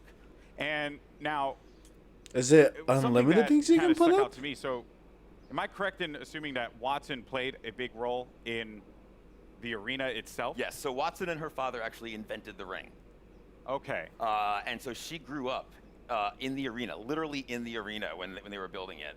And we're going to start to, you're going to That's see with interesting. Watson and moving forward, we're going to start to build the lore of this world a little bit. You're going to find out who created the games. They mentioned the Syndicate in there, so we'll talk about the Syndicate down the road. You're starting to build more and more of a universe. Yeah. Which is great. So she's in here, so all the legends must know her. Oh yeah, she was their kid sister basically. She was always hanging around the arena, and she got to know all the legends and got to watch all of them. She's not a mercenary, she's not a soldier. You know, her role is of support, and so everybody loves Watson. She's the one person that could probably unite all the legends together, including Caustic. Caustic respects her. She's a scientist. Okay. She's an engineer. Okay, so like so was he a strong respects word her. for Caustic. Yeah, I don't know if Caustic likes anybody. Okay, He likes that's that, fair. yeah. That's fair. Well, yeah, that's super cool. I mean, That's interesting all how the her and her characters father before now, made we're going to talk about the abilities. made because when the storm. you That's super interesting, revealed actually. these to me, I was floored, jaw dropping, and a lot of people online were kind of like guessing as to like what it would be, and I'm very happy to see that a lot of them, some had the right idea, but for the most part, what she's capable of doing is ridiculous. So let's just talk about the active. First thing, defenses. Yes. Talk about So the Watson has more interrelated abilities than probably Yeah, they don't our update. current character we They don't have. We need add to legends understand that how they all often, but interact. The fences, you can place 12 nodes, and you can use these in any permutation you want. Part of why we sort of went with her being such a brilliant electrical engineer is because we really wanted to reinforce both mechanically and thematically how creative the player can be with these. Okay. Basically, we're just giving you free reign to place these however you want and figure out. And the players, they like I just saw right there. I don't know if that was intentional. So when your teammates go through, it shuts down. It shuts off. So if I'm downed and they run through the gate, does the gate deactivate? Yes. Oh. Yeah. So there's a lot of different interactions, a lot of different ways that you can interact with the gates with other characters. The ultimate is, we call it an interception pylon. It shoots down bombardments, incoming grenades, stops arc star spam, and it charges your team's shield. And also, if Watson's cooldown is slower when she's away from the pylon, but when you're near the pylon, it supercharges your tactical, so you get fences faster. So if you drop it down, it's a permanent structure until it's destroyed, and that is actually really cool. Allows you to build these large fortresses very rapidly. And you can use that for defending, for flank control on offensive squads, for going up on a tower and fencing it off with Pathfinder. And then the passive is that ultimate accelerants give you your ultimate 100% ultimate charge. And so if you save up ultimate accelerants over the course of the match, that allows you to play a cowboy legend. Means that I'm sure that's have to play conservatively as well. I like that idea. As long as you have a ultimate McCree. Charges. You can keep moving with the squad. Shout out Overwatch. Highly mobile squad. You can play offense, defense, support, however you feel like the fences and the pylon are most effective to whatever comp you're playing. So what you're telling me here is that Lifeline mains do not need to continuously hold ultimate accelerants anymore. We felt like we needed to rejoice. That's right. We did it, people. Finally, because everyone's like really mean to me if I don't like use the ult accelerant. It's not fair. Oh wow. So that is ridiculous. There's also when they cross the fences, you get pinged as well. Oh yeah. So if any enemies cross through the fences, it pings your entire squad. So there's a situational awareness element to them as well. I see. Okay. Wow. So if you know, so this is why like she grew up in the arena. If you know where all the choke points, the entrances, the exits are, you can set up fences there, and you'll know exactly when an enemy crosses. I'm even thinking about like compositions and how like it could work out. You know, maybe for any Gibraltar mains out there, maybe you find a little. No one cheered for that. Feels bad, man.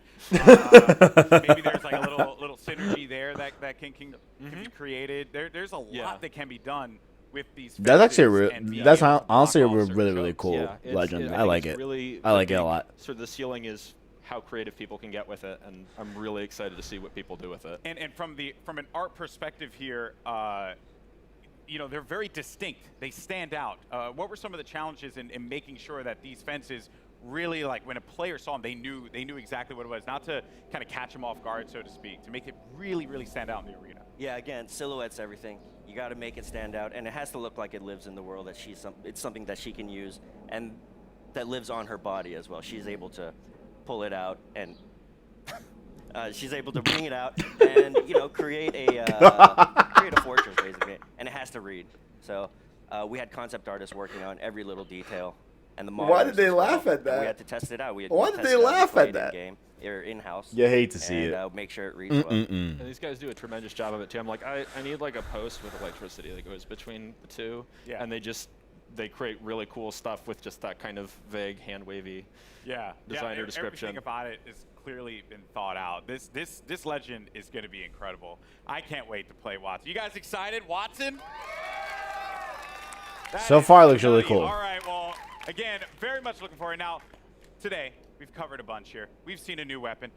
We've gotten a new mode, the latest legend, and the new Battle Pass for Season 2. So, let's recap all the amazing Apex Legends action that we've seen here today. Getting a little recap, okay. Care package touching down. Apex fans in the chat, how we feel about these updates? Do we like it? Do we hate it? Let me know your thoughts in the chat right now about these updates for Season 2 Apex. This is what you wanted, not what you wanted. How you feeling? Oof.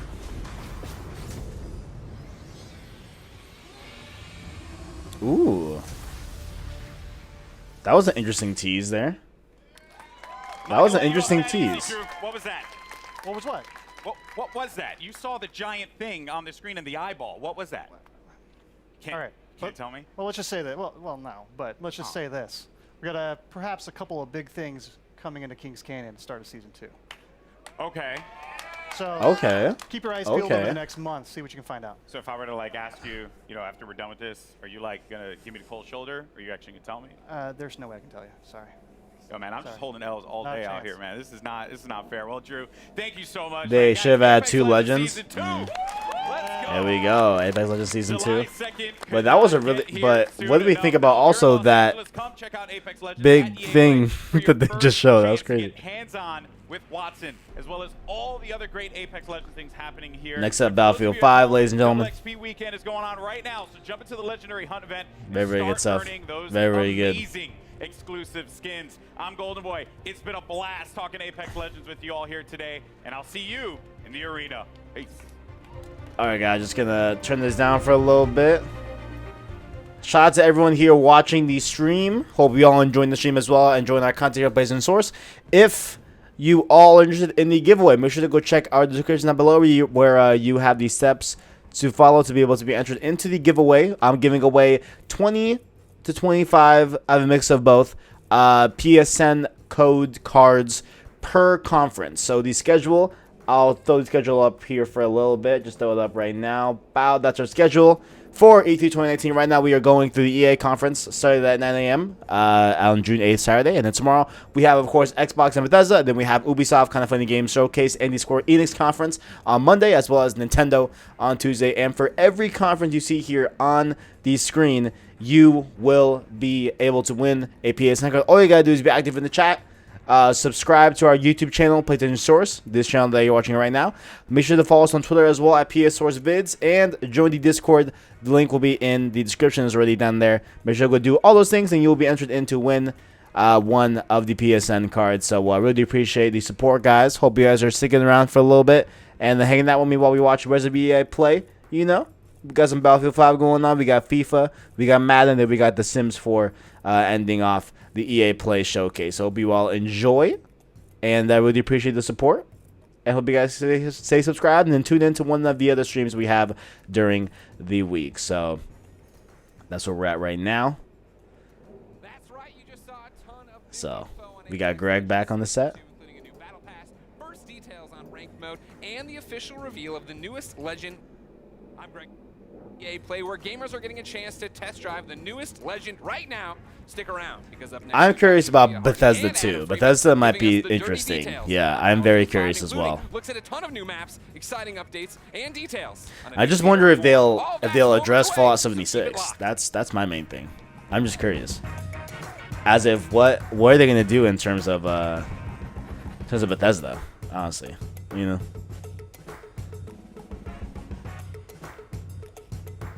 Who knows? We'll see. We'll see. We'll see.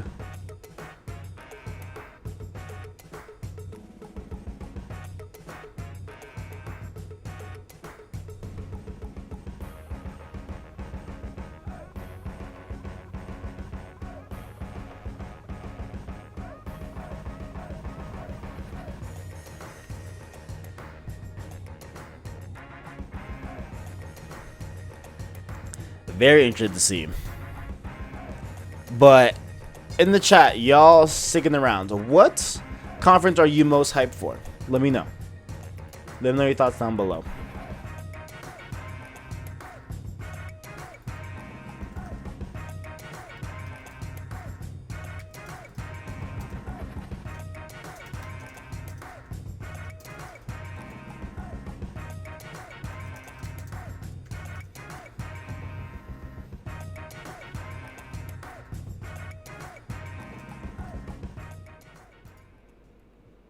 Looks like we're going straight into a trailer. Yeah, definitely, guys. Add me on PSN, yo. I would love to play with you guys if you guys are big on Apex and stuff like that. Hopefully, Last of Us Factions. Hit me up. I'm a PSN. Drop it in the chat one more time. Square Enix, yeah. Square Enix is going to be really, really good. I can't wait for Square. I can't wait for Square's conference. Hey guys! Hey, welcome to the Battlefield 5 show live from EA Play in Hollywood. Let's hear it! I should have grabbed some food before this started, but yeah, the Avengers game is definitely going to be oof. Let me see that. My co-host, he reads all of your tweets, and I do actually mean all of them. It's a little bit creepy and weird. Battlefield Community Manager Adam Freeman. What have you got for us, Freeman? I agree, Voyager. I thanks, agree. Julia. I agree. Now, I may Talented be a member of voice behind the that should be team, good. But as you know, Should be good. I'm a fan. I know you guys are a fan too, and you're going to love what we've got to you today. So, over the next half hour, we're going to be bringing you content that's coming to you over the next few minutes. We've heard what you want, so today you're getting your first look at a ton Final of Fantasy 7 remake. new multiplayer maps. I don't know if we'll. Features we Oh know no, you've been we will. screaming Yeah, out for, and the arrival they said of we a will new see it. theatre of war that's coming to Battlefield 5 this fall. So, when Chapter 4 Define the Odds drops, it's bringing so much cool stuff. So let's get to it. Over to you, Julia. Thanks, Adam. That's right. Let's wait no longer and tear the plastic of our first new map, Marita. Let's check it out. A new Battlefield 5 map. Yeah, I didn't buy Battlefield 5. I'm not the biggest Battlefield fan, to be honest. But I still think it's a pretty cool game, honestly. Allied forces are making a last stand to halt the I just Axis don't armies usually play sweeping it through the region. at all. I loved Battlefield 3 back in the day.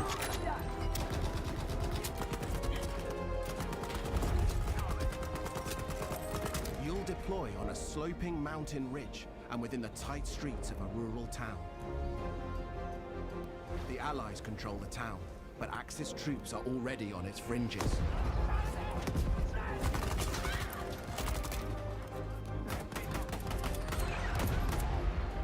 The road down into the village is crucial, and you must fight to hold here or risk losing control of the region. You'll always have tactical choices nearby, with a close proximity to other key locations, so keep an eye out for them. Marita is an infantry-focused map, where all 4 soldier classes will be able to shine. Tanks and aircraft will stand aside for intense infantry gunfights and sneaky flanks in the cobbled streets. Hills and multi-story homes means unique vertical gameplay. Stay alert in this steep environment as the Battle of Greece rages on.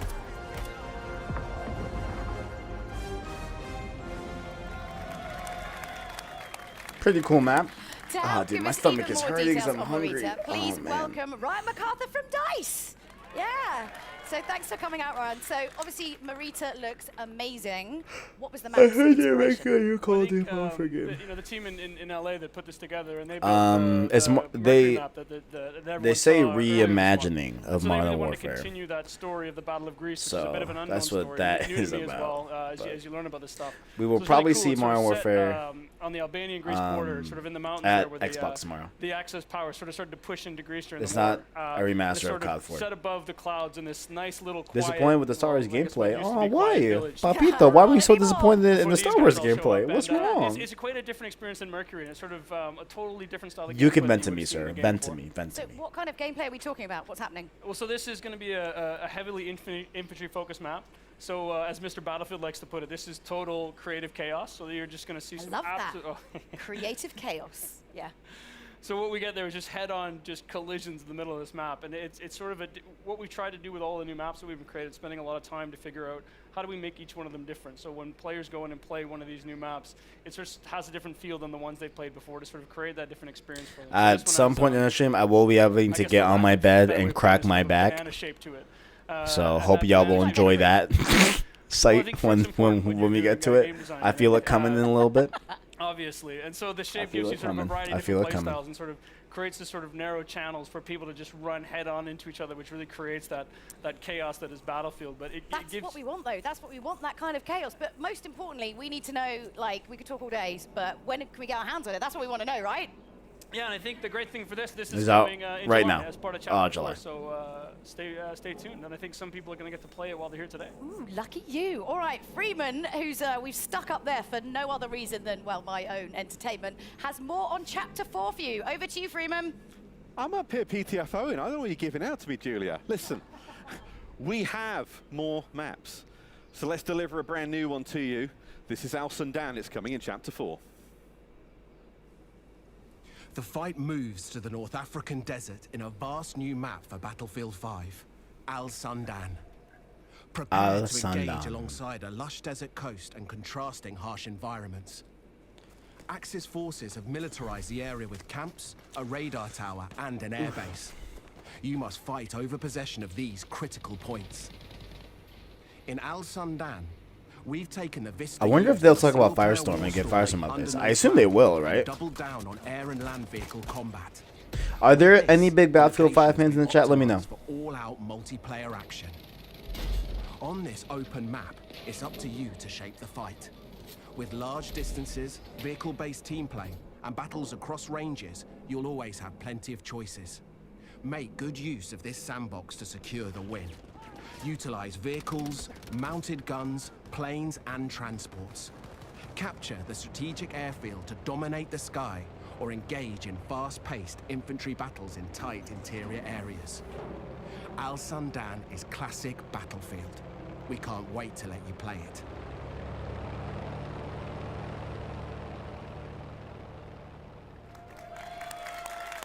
Yeah. Why am I clapping? That's amazing. So obviously Al Sundan was adapted from Under No Flag. So tell us a little bit about what that process was like. Yeah, so usually, you know, when the guys, when the team sort of focus on building these war stories, they want to create these nice narrative, linear experiences and sort of that really tell the story of World War II. But with Under No Flag, they sort of took a little bit of a different approach to this and sort of made this big, wide open experience. And that showed a lot of potential from a multiplayer perspective as well. So when we finished the game originally, the team wanted to sort of sit down and sort of a small group of them and take a shot at turning this into what could be an amazing Battlefield map. It's huge. This is a really big map. All right, guys. I'm going to let the stream keep going. I'm going to use the restroom real quick. I'll be right back, okay? I'm not leaving for a long time. I'll be gone for a little bit. I'll be right back. All of that together and I'll be right back. What is truly Battlefield. It's sort of built for that open world gameplay with, you know, depending on no matter how you want to play, there's something there for you. Yeah, oh, definitely. And so how do I kind of, you know, adjust my strategy? Because obviously it's such a wide map. Like, what am I doing? Well, I think if you look at it, there's room for all different playstyles. So there's 6 flags on this when you're playing Conquest, and you can see here, even if you can see from the videos here, you've got, you know, when you go into the village, it's all about infantry play and speed and flanking through the things. And the bridge in the middle, it's all about, you know, sort of controlling that with infantry gameplay. And I think Mr. Battlefield the other day decided to just sit there with his tank and destroy me. But it's just something that he likes to do. He's kind of mean, but he's not mean. He's super nice. But no, but most importantly, I mean, again, we could go on and on and on. We're tight for time because there's so much to get through. We've got so many announcements. When can we get our hands on Al Sundan? But so this is the first map that we're going to come in with Chapter 4. So June 27th, this is going to be available day 1, Chapter 4 for everybody. Nice, nice. Now we've got a couple more surprises to come, but before we get into all that, let's take a look at what's coming in August towards the end of Chapter 4. Get up close and personal. With Chapter 4 defying the odds, new and intense close-quarter maps are coming to Battlefield 5.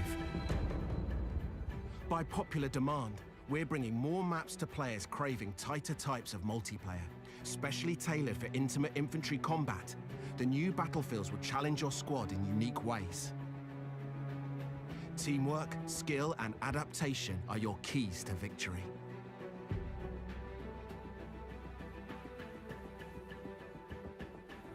Fight through an explosives production facility in Lofoten Islands and unseat the Axis occupation in Provence. Prepare to assemble your team and rise above your enemies, and prepare to learn more about these new battlefields later in the year.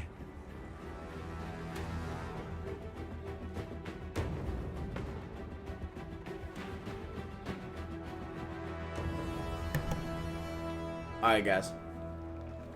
What did I miss? Now, to help us What did I break miss? down these What's new that? maps, Ryan and I Oh, are joined another by map. Mr. Interesting. Battlefield himself, Lars Gustafsson. Another new map. You made Okay. that up yourself, though. Oh, and because he asked nicely, we also let Freeman come down from his weird place up there. You're worse than my Firestorm teammates. You just leave me behind everywhere. But we can all understand why that happens. Do you want to take over this Dang. one? for a start? Don't mind if I do. She really got these are him. very different then to the team. She really got him. That's crazy. Tell us about. They are. I mean, taking a step back, we've been closely monitoring how players engage in Tides of War, and no surprise, I mean, they love the bigger modes like Conquest. It's always been kind of a Battlefield pillar. But it's been super fun to watch how they engage with passion and dedication in the smaller modes, like Squad Conquest, for example, which really become a success. And with that in mind, then we've, together with the DICE LA studio, they've been going at it, tailoring maps that are specially made for smaller modes.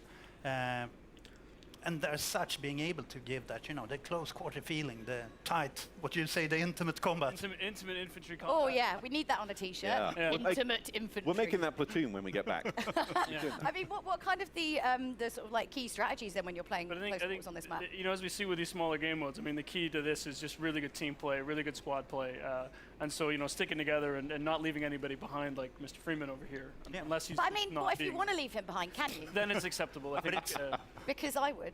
It's two beautiful maps. It'd just be a spinning number plate. It would be, yeah. As you The said, maps do look Volta, pretty, though. it's The maps do look pretty. serenity, Beautiful Nordic country. They do look pretty, but honestly, kind of ripped open with gunfire. EA and players going everything, alright. Villas and factory equipment, and then Provence. I plan to take my wife there.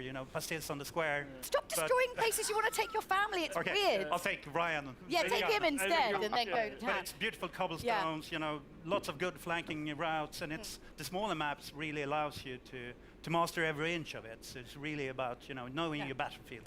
I mean, again, we could go on and on to talk about all of these maps, but we've got one more map to show off, and I want to make sure we have time one to get more into map. it. Dang, they have like First 4 up, maps. Lars, Okay. you've got some news about some kind of core gameplay updates. We know that you've all been waiting for, so you're excited about this one. Lars, you know how much time I'm spending online. Like, I mean, I am working. just Battlefield. I'm shocked they have this many maps. That's Let's crazy. not delve. Big community features we've announced this month. Increase the max rank. Private games. Let's talk max rank. What can you tell us? Private games, max rank. We That's do cool. know, Max and rank, it's not been Mac rank. loudly, made to us our kind of awareness that there are players out there too skilled who maxed out on rank 50 too quickly. So we've taken that to heart, and we've now taken the max rank from 50 to 500. So it's quite a leap. And it's Battlefield 500 now. so truly a journey for our players to go on, moving forward. And it's a grind train, but what are people getting if they're on it? Yeah, what are we getting? We're all in it. We want the goodies. So to start with, already from rank 51, you will be granted company coins for every rank up. When does season 2 reveal? You just missed that, Austin.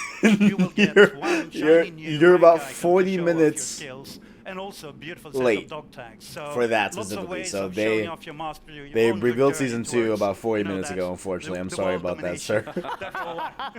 domination. But August if is you the like, I time. can give you a recap. So it's almost here. I can let you know, but yeah, they already talked to Apex, I wondered if we were unfortunately. talking about world domination or when that was happening, but oh, all right. Private games then. The other massive thing that we know players want. What we got? Yes. I mean, another one that's our lovely community have been vocal about. And previously, for those of you who've been with Battlefield, it was called RSP, the rented server program. But now we're shifting over to private games. And what it means, the beautiful thing with it is, the baseline package that comes out is free for everyone that plays Battlefield 5. So a beautiful package. It's there to let you set up your servers and kind of create your experiences, whether you want to capture or play with your friends. And Freeman, you can play with us. Yeah, so they added a new legend named Watson. Obviously, you love getting all that community feedback, so hit him up, Mr. Battlefield at AOL.com, and let him know. Well, just saying, that is the thing, though. Like, we're not finished when we're done, right? No, exactly. It's coming in, let's see, September, yeah. And at that time, I mean, we want you to dive on it, set up your servers, play it, and give us feedback. Since this is kind of just the beginning of the journey with the private games, we want to hear what did we do right and where should we shape up and take it an extra notch. So be with us and be candid. Okay, well, Lars, don't tell Ryan, but you know you're my favorite for this. Thank you very much for it. Do I still get to We've got more, though, Julia. We've got more. You're almost. Well, it's just going to get a bit weird and fighty up here in a minute. Well, as promised, we've got one more Battlefield map to show you. It's called Operation Underground. Lars, Ryan, talk us through what we're about to see. Yes, let's have a look. Well, this is the ultimate definition of a passion project. So Inge Göran, the original designer for Operation Metro, when we finished Battlefield 5 and shipped it, he wanted to do something that he just was truly invested in. So we kind of went down and he sat down and he came back with what was Operation Underground. And when he showed it to the team, we knew we just had to make this. And I think Lars is sort of being part of that journey in the beginning. I mean, you know how much this meant to the team. Yeah, I mean, I was there when we started to build the maps for Battlefield 3. And early on, it was kind of a brainstorm. I still remember it was tons of images on the wall. We challenged the team to, where do you want to fight? Everything from subway to shopping mall to God knows everywhere. Yeah. And then the team started, or someone smart, not me, apparently, said, do I only get to pick one? Yeah. So they started to pick a number of them, and I think Inge then chose 3 of them, which was the park, the subway, and kind of the bank area in the city. Like a kind of scene tapas. I mean, you don't want one meal, you want 3 lots of meals all in More one is meal. always better, yeah. Right? Yeah. So you can see, when you see kind of it spinning behind us here, you can see the true inspiration, but what Inge Göran and the talented crew with him has done is to kind of take at heart the feedback from the original Metro and started to provide especially a lot of flanking rooms. Yes, so the that only you new can kind of the only move new legend around was and be Watson. smart about it, and tons of easy to spot ones, but also Everyone the loves most a sneaky ones. sneaky flank. Yeah, Everyone no, loves I the think- sneaky flank. You know, this Cheeky, is sneaky flank. I mean, I think as you look at it, like this is not Metro remastered. This is, as the guys look at it, sort of reimagined. And I think you've got a bunch of different diverse areas. You've got big open courtyards, you know, at street level and narrow streets, and you go down into where you see in the video here where the subway cars are and into the sub basements, and you're going to find a whole bunch of different things and different ways to play and different styles. And I know the guys have a few surprises in there as well that I think the community's really going to enjoy when they get there. So when do we get it? That's When the do we big play? question for today. It's just when, You have to wait a bit. when. October, between chapter 4 and 5.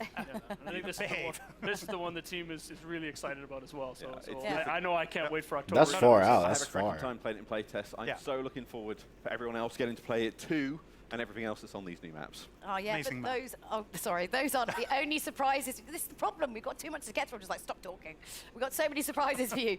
So today we're giving you never before seen details on Battlefield 5's Chapter 5. Here's a little look at what the team's been working on.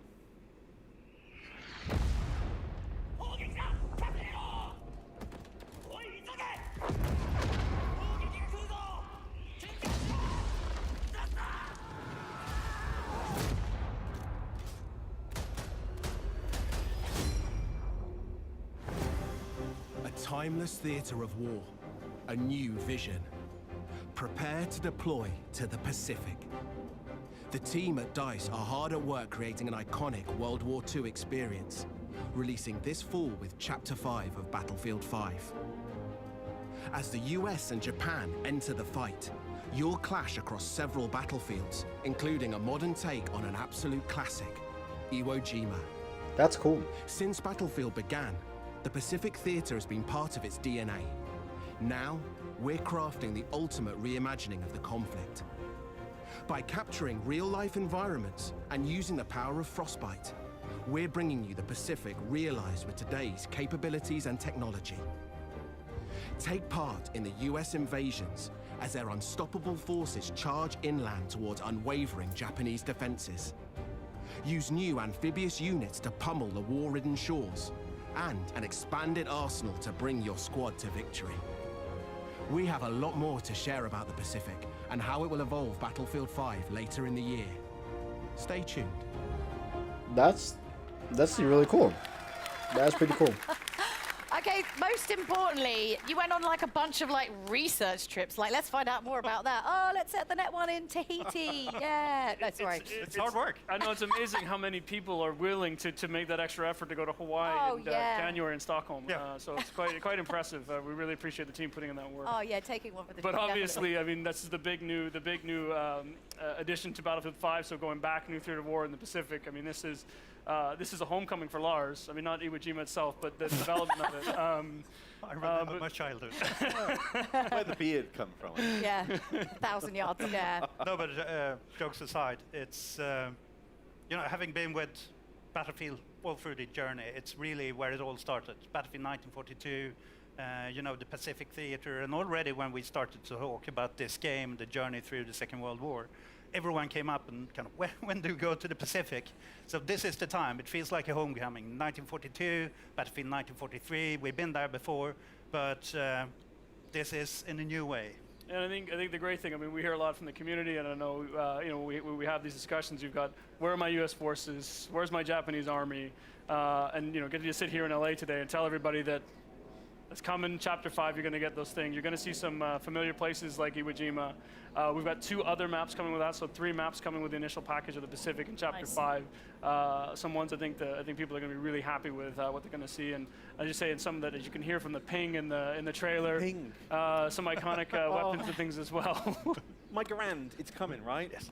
we're living for the ping. So I mean, we wouldn't go to Iwo Jima without kind of the weaponry and the hardware. So bringing tons of iconic weapons, gadgets, and also, after all, it's Battlefield. So of course, there will be a new set of vehicles, and we want to take that extra step and kind of start giving you the boats, fulfilling that sandbox of land, air, and sea. And the team has focused hard on capturing kind of that invasion experience. I mean, it was very much about island hopping during the war. So capturing the invasion experience and the amphibious warfare. So there's tons of new stuff and new gameplay to look forward to. And beautiful locations that you ultimately destroy beyond recognition. Well, Lars and Ryan, thank you both very much for joining us. So if you've lost track of all of these brand new Battlefield announcements, I don't blame you, because honestly there was quite a lot.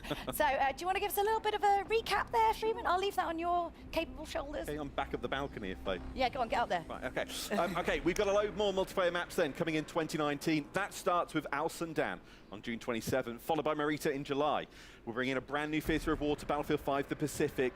That's releasing this fall. We're also bringing features we've heard the community ask for, an increase in max rank from 50 to 500, and private games. Also, 500, dang. Starting today, you can play Battlefield 5 in the EA and Origin Access Vault, and through EA Access on PlayStation 4 when it launches next month. Ooh. Is that everything? Yeah, I think that pretty much covers it. I guess you can probably stay down here with on the adults table, or whatever. That's pretty good That's news. the Battlefield Show. Yeah, I'm Julia Hardy. And I'm Freeman. And if you're in the Los Angeles area, be sure to come and visit us in person at EA Play. Goodbye. That is really cool news. They're adding Battlefield 5 to EA Play.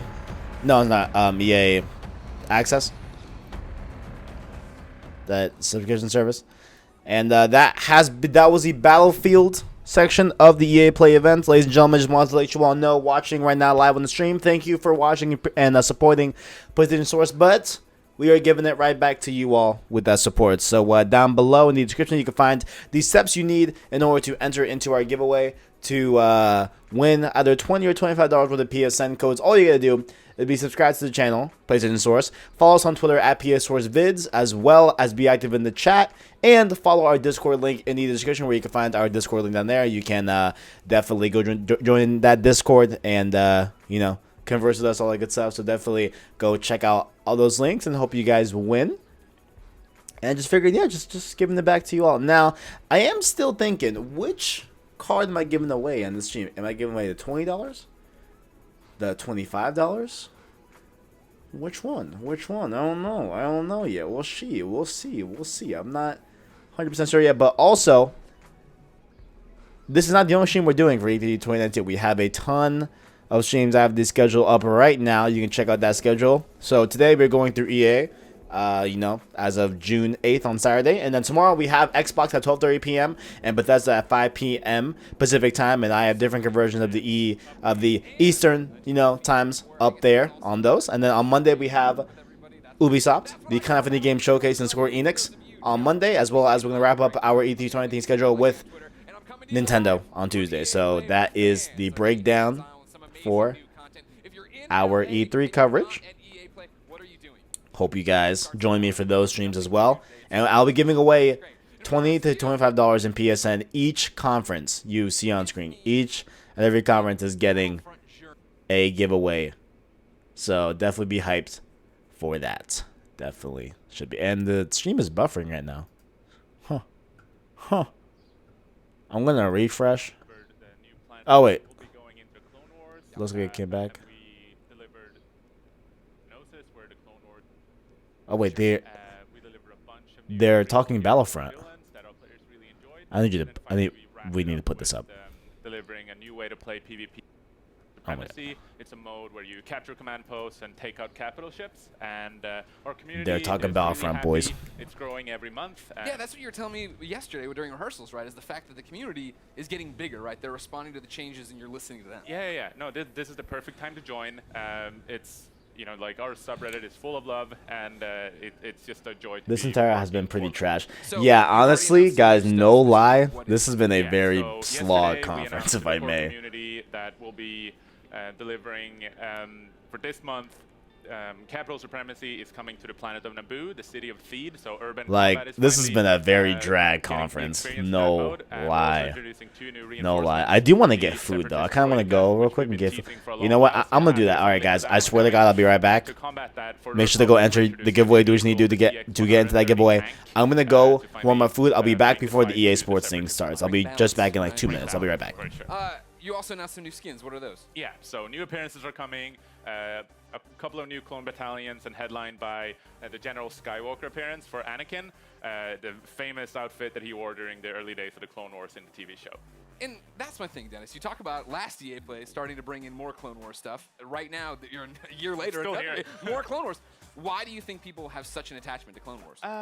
Part of it is nostalgia, like we all grew up watching it, but I think it's also because how the TV show really just enhanced and continue to explore more lore and let the personalities of the prequel heroes and characters really shine. Okay. What to you is the future of Star Wars Battlefront 2? So we also announced that the next planet that we're going to, it's another Clone Wars planet. It's the alien planet of Felucia. So we're bringing that to life in the Frostbite engine. It's going to look pretty fantastic. And we also, that planet will be supportive of Capital Supremacy and new ways to play the game, in particular if you want the epic Star Wars battles of Battlefront, but more tailored towards a PvE experience. So. And then again, this nostalgia, it's nice. Clone Wars, great. We grew up on it. What about the new hotness? Are you bringing any of the new trilogy stuff? Are we going anywhere? What's happening? Tell me. Just spoil it right here. EA Play 2019. So we consider Battlefront to be the greatest hits of Star Wars, where you get to play the most iconic heroes and villains and characters from all the Star Wars films. And we'll be back in August to talk more about the rest of the year. No, this is EA Play right now. If he doesn't want to talk about right now, I can punch in Zoom or something, all right? Thank you, Dennis. Thank you. Now it's time to talk about competition of a different kind, ladies and gentlemen. Are you enjoying EA Play, everyone here? Well, it wouldn't be EA Play if we didn't get into a few different things. Alex, Golden Boy Mendez, is going to be hitting the football pitch with FIFA 20, and we'll be digging into that reveal trailer that dropped this morning with some very special guests that will tell you more about the newest way to play FIFA, Volta Football.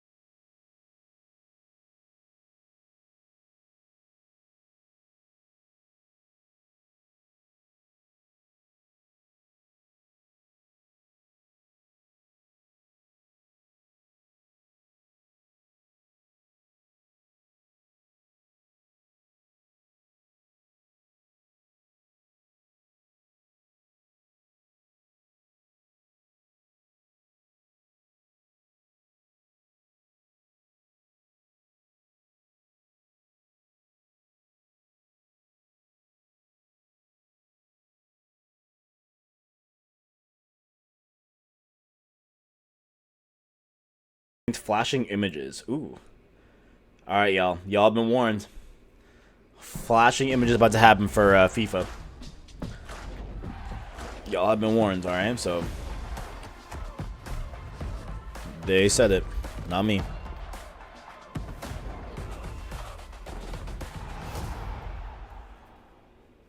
What's going on, FIFA fans? I'm Golden Boy coming into you live from the Volta pitch here at EA Play. Now, I had a blast actually hosting a FIFA Ultimate Team Champions Cup a few weeks back. Shout out. But that was FIFA 19.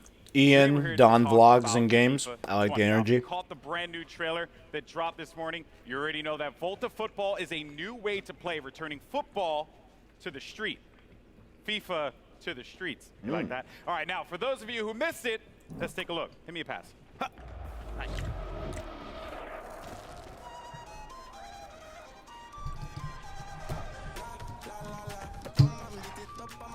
I like the music. Ooh.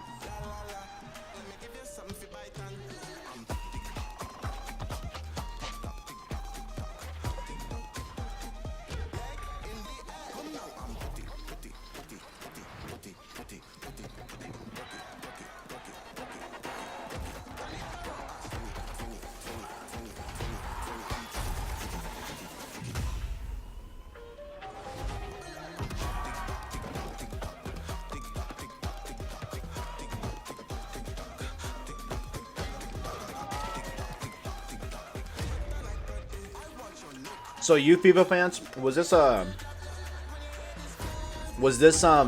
mode that used to be in all FIFA games or something, or? I'm not a FIFA player myself, so.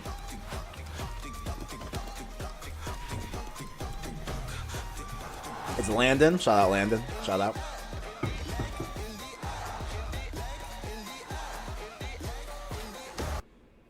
Oh, we have a stream buffer. We're back.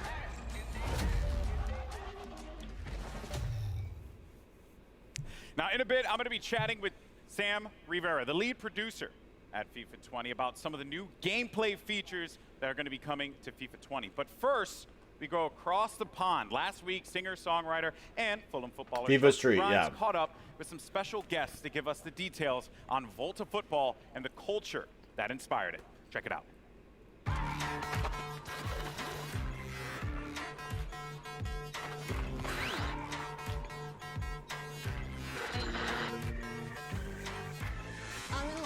With Volta producer Jeff Antwi and Manchester United and England legend Rio Ferdinand to talk about a subject close to my heart, street football. It was the game itself called FIFA Street. Oh, okay, so it was the game itself. Okay, cool. Gotcha. Okay, so Rio, we're here in London, your hometown. Cage football, street football. What was your memories and experiences growing up? Did you play a lot of it? Like, this was where I grew up. This is exactly what I've done day in, day out. In there, the ball never goes out of play. Physically, it's demanding. You're forced to almost have a personality and show a personality in there. Do you know what I mean? There's definitely no hiding in there, oh, is no, there? You can't hide in there. So I used to play in the street with all the boys, and it was kind of the same. You know, we'd learn how to bounce it off the curb and use the walls on people's houses as another player. What was it for you that made you want to bring it even into the game? For us, it's a return to street football for the FIFA franchise, and we're really excited about being able to, be in places like this, where it's rooted in the real people, the real places. Authenticity, creativity, culture are all things that we wanted to bring to Volta.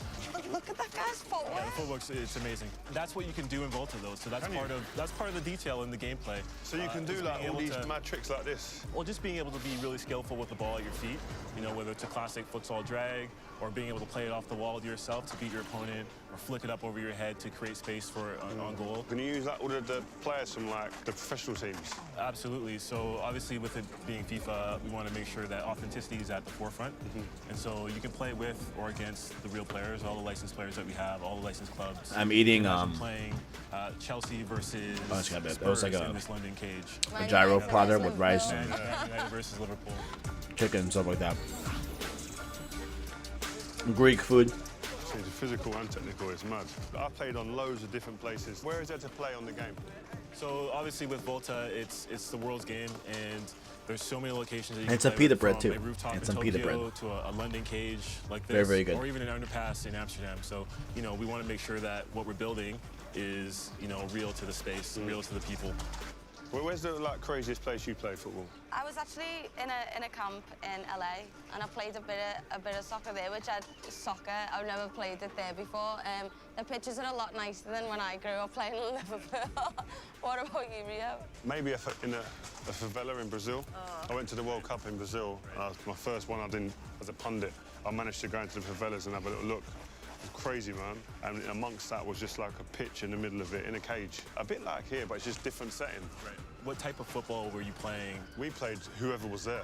So you just play with the numbers you've got. If there was 3v3, fine. If it was 5-a-sides, not a problem. So what's great is that's Volta. Being able to play 3v3, 4v4, 5v5, playing with goalkeepers, playing without goalkeepers, you know, playing in a cage like this, or playing futsal, you know, with more authentic rules. I think Volta does a really good job of representing the diversity of the game, not only the people, but also in the game style. You can treat the wall like your teammate, passing to yourself, or you can be really skillful with the ball, like, you know, like these guys are being.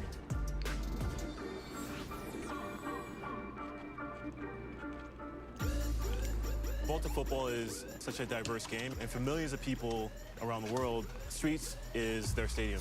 So for you guys, like, what are some of the fundamental things that you take away from the So it streets? sounds like what translates to the stadiums? football, games, soccer, three but versus three, 5-a-sides. with like That's how I grew up loose in this rules and stuff like that, and environment. being able to. Enables you definitely to be able to deal with. This is just a people different 1v1. style. 'Cause in a game in a stadium, in front of thousands and thousands of people, you're going to have to Interesting. deal with someone 1v1 like this, and with bigger spaces. So you getting used to that in this type of environment is, I think, for a young player, is key. Having a personality, not being afraid to try something new here.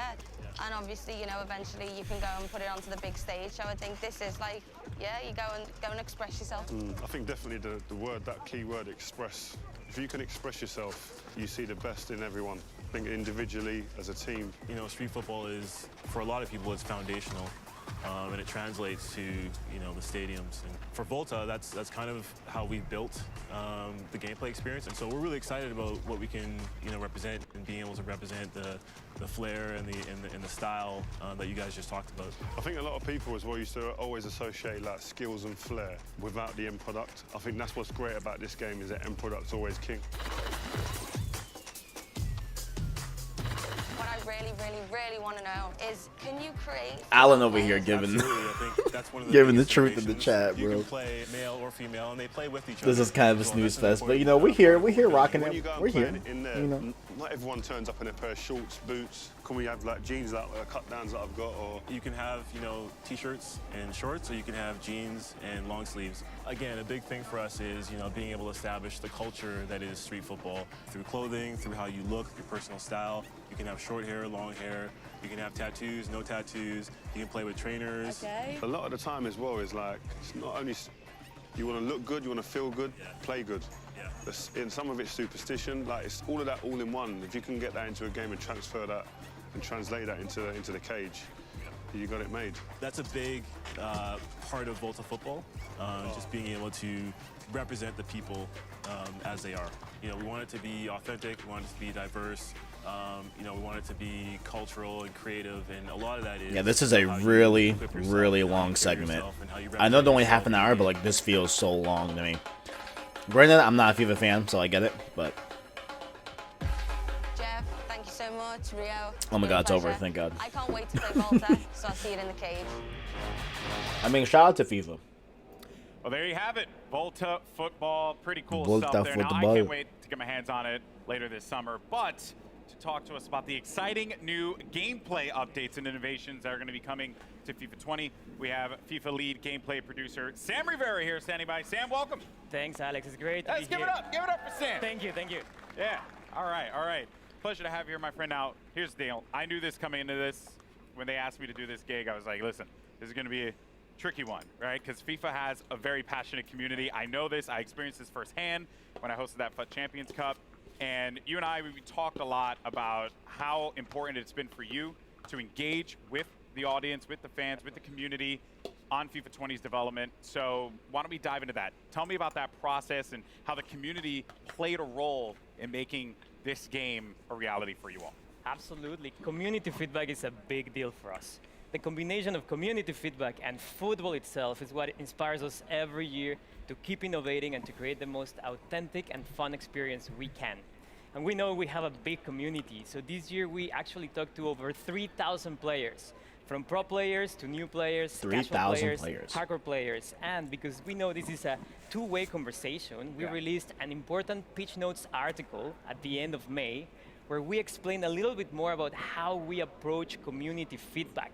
So we listen to things like shooting inconsistencies or AI defending, And this feedback, together with our drive to create a more authentic football experience, led us to develop a new feature set that comes together as football intelligence. Okay, all right, so catchphrases are all well and good, right? But let's dive into this, right? Because I want to be able to dive deeper into what all this means for the player. What does football intelligence mean for the folks that are going to be playing in a few months? Sure, football intelligence is a combination of features that improve the three main components of the match: on the ball, off the ball, and the ball itself. And this year we're innovating in those three areas. On the ball, we're enhancing the one-on-one moments by giving you new attacking and defending tools. Off the ball, with a re-architected game flow, we're giving players more time and space on the ball. And for the ball itself, we have a brand new ball physics system that elevates the authenticity on every touch. Okay, so you mentioned off the ball first. That's something that, I'm assuming you're talking about computer control players there. And this is a big topic within the community. I know. How those players interact with you when you're playing the game. So, yeah, I mean, what is off the ball? What does that mean for us? Yes, so off the ball, if there's something that is really going to change how the game plays, is the re-architected game flow. This new game flow was designed to give more time and space to the dribbler and create more one-on-ones. A one-on-one is one of the most interesting parts of football to watch or to play if you actually play the sport. And in FIFA, it's going to be the time where user skill is going to make a difference. And while we're creating more one-on-ones, we're also encouraging more user-controlled defending, and we are reducing the amount of AI defensive support that you get from your teammates. Okay, all right. So you really want to like influence the player to be engaged in that process. And I know it seems like we're kind of just like throwing questions out here, but because I'm curious, I'm really interested, right? When I have a controller in my hand, what does this feel like? What extra space is being created with this more player-controlled approach? Yes, first of all, the re-architected game flow allows us to encourage smart technical Yo, this is build-up the biggest based on news fest I've skill. ever So when my you score a entire goal, you life, feel like yo, you no really cap. worked for it. And because you mentioned space, yes, spacing is actually one of the biggest benefits of this system. You will see how your teammates spread around the pitch in a more authentic way, allowing you to read the game better and also giving you new ways for you to create your own scoring chances. And visually, At least, I the game mean, looks much they more did like they real did football. tell us that, hey, we're going to be talking about teammates are FIFA going to be way more and helpful Madden and stuff for like me, that. because So. Lord knows I need that. All right. It's not like we didn't know. A lot of us feel the struggle there. But now, what about the player, me, right? As I'm playing this game, Christian, this is very riveting content, I tell you what. that I can put out there on the pitch. Yes, so I love me football some is all FIFA, about I the tell you decisive what. moments on the ball. And now that we're encouraging those moments, we're also giving players the tools to make sure those moments are in their control. Okay. So there's 4 features that I want to talk about. Riveting Control content right finishing, here. Strafe dribbling, control tackling, Shout out and to the new penalty the kicks Anthem and free booth back kicks. there. I Alright, see so you. I see you, 4 big Anthem. topics. Yeah. Let's just dive into this. Composed finishing. What do you mean by that? Sure. We received feedback from the community regarding the difficulty to finish in front It's of okay goal. if So you're FIFA not 20 off. Nobody with the gonna new blame composed you. finishing, you're going to experience more clinical and consistent shooting when you're in a one-on-one with the keeper, for example. And if you try a more difficult shot, let's say a volley from outside of the box. What then if I you're just going tried to to have more fell asleep on chances this stream? That'd be to miss. crazy. So overall, we are improving the fundamentals of shooting to provide a more authentic experience. And we also listen to feedback about time finishing, and we are very confident that the changes that I just mentioned to the fundamentals of shooting, in addition to some tweaks that we're doing to the actual time finishing mechanic, are going to give you a more satisfying shooting experience, whether you time your shot or not. We are actually just releasing another Pitch Notes article about this topic. If you want to know more information, you can check it online.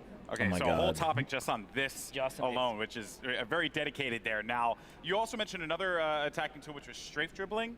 Yeah. So how is this now going to play a role in how I play out there? Good question. So we are reinventing the strafe dribbling mechanic. Okay. This tool adds more dimension in attack, giving you more control, more precise and agile control of the ball when dribbling. And I would say this tool is great to lure your opponent in, and then when he's getting closer, use your player's agility, speed, and skill to beat that defender. So if it wasn't any indication, though, That sounds amazing. Game of the I'm year. going to be on defense quite a bit. So we'll see. Because of that, as a defender now, we're continuing to just run through these tools, these new gameplay additions that are coming to it. What about on the defensive front? Yes, to counter the attacking tools, we also need to bring some innovation into defending.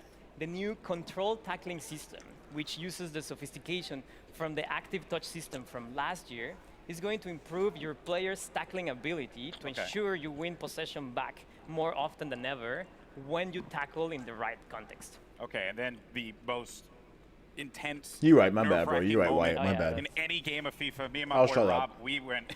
This is a everyday thing for us. Penalty kicks.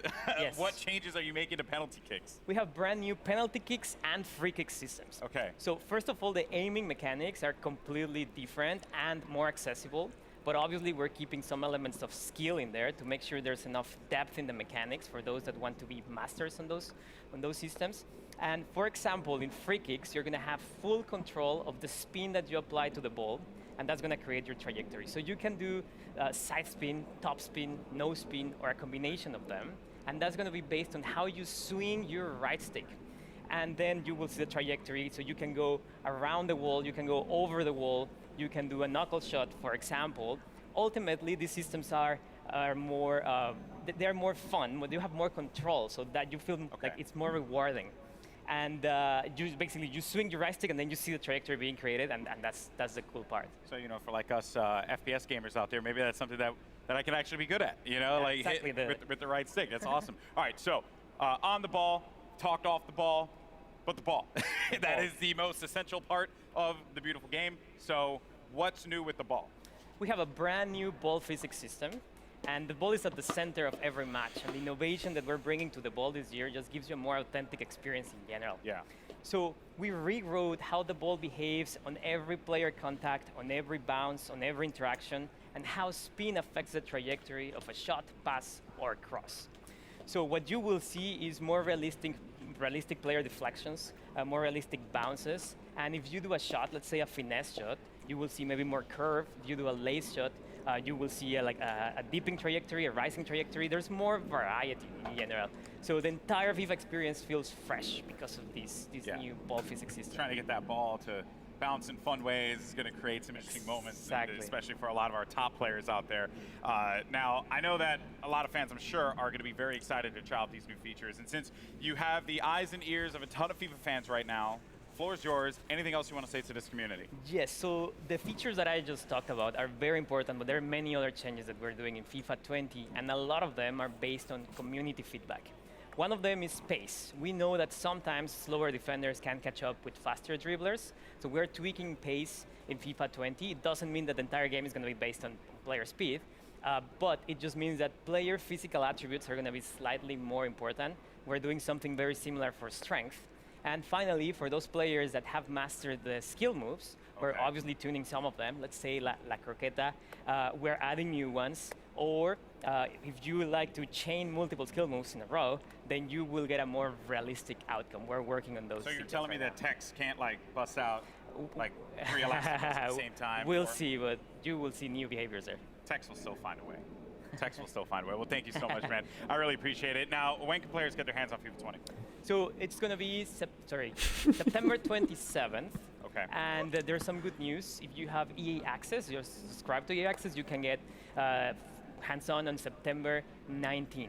Wow. Okay. And then, of course, you know, EA Access coming to PS4. Exactly. That's good news. So PS4 fans will also be able to play FIFA September 19th. All right, look at that there. And, of course, all those details can be found online, so don't forget about that. It is a hot day out here. We've been talking FIFA. I've been having a blast. Sam, thank you so much, man. Guys, give it up for Sam Rivera once again. Thank you. Awesome stuff. Now, don't forget, if you're in LA, come down to EA Play, try out FIFA 20 for yourself, or come watch some great street football competition at our custom Volta pitch. Keep an eye out because the FIFA team has a lot more to come between now and September. They'll be posting deep dives on the Pitch Notes platform. You get more info on gameplay, career mode, pro clubs, Volta, and because we all know you want to talk about it, FIFA Ultimate Team. So keep an eye out for those. I'm Golden Boy. Thank you so much for watching. See you later. Did they just show a roadmap for the announcement schedule for what they'll be announcing for it? That's interesting. Well, hope you FIFA fans enjoyed that. I side with the moneymaker here. If you're a fan of FIFA, I'm sure this was great. For the rest of us, not so much. So that's what that was. And Christian, I believe in, you know what? I kind of like what Christian said too. He said that, you know, this format is indeed the right move. You know, they're like, hey, listen, we're going to talk about this right here. If you don't like it, you don't like it, whatever. But at least you can, have a portion where we have 10 minutes to kill. Interesting. Okay. Interesting. What time is it? 11:20? Wait, that was only 20 minutes? God, that felt so much longer than that. But all right, guys. As we've been saying this whole stream, to enter into the E3 2019 giveaway, all you got to do is follow the instructions down below in the description. You got to subscribe to the YouTube channel, youtube.com/BlazinSource, the channel that you're watching this on right now. Subscribe to the channel. Follow us on Twitter at PSSourceVids.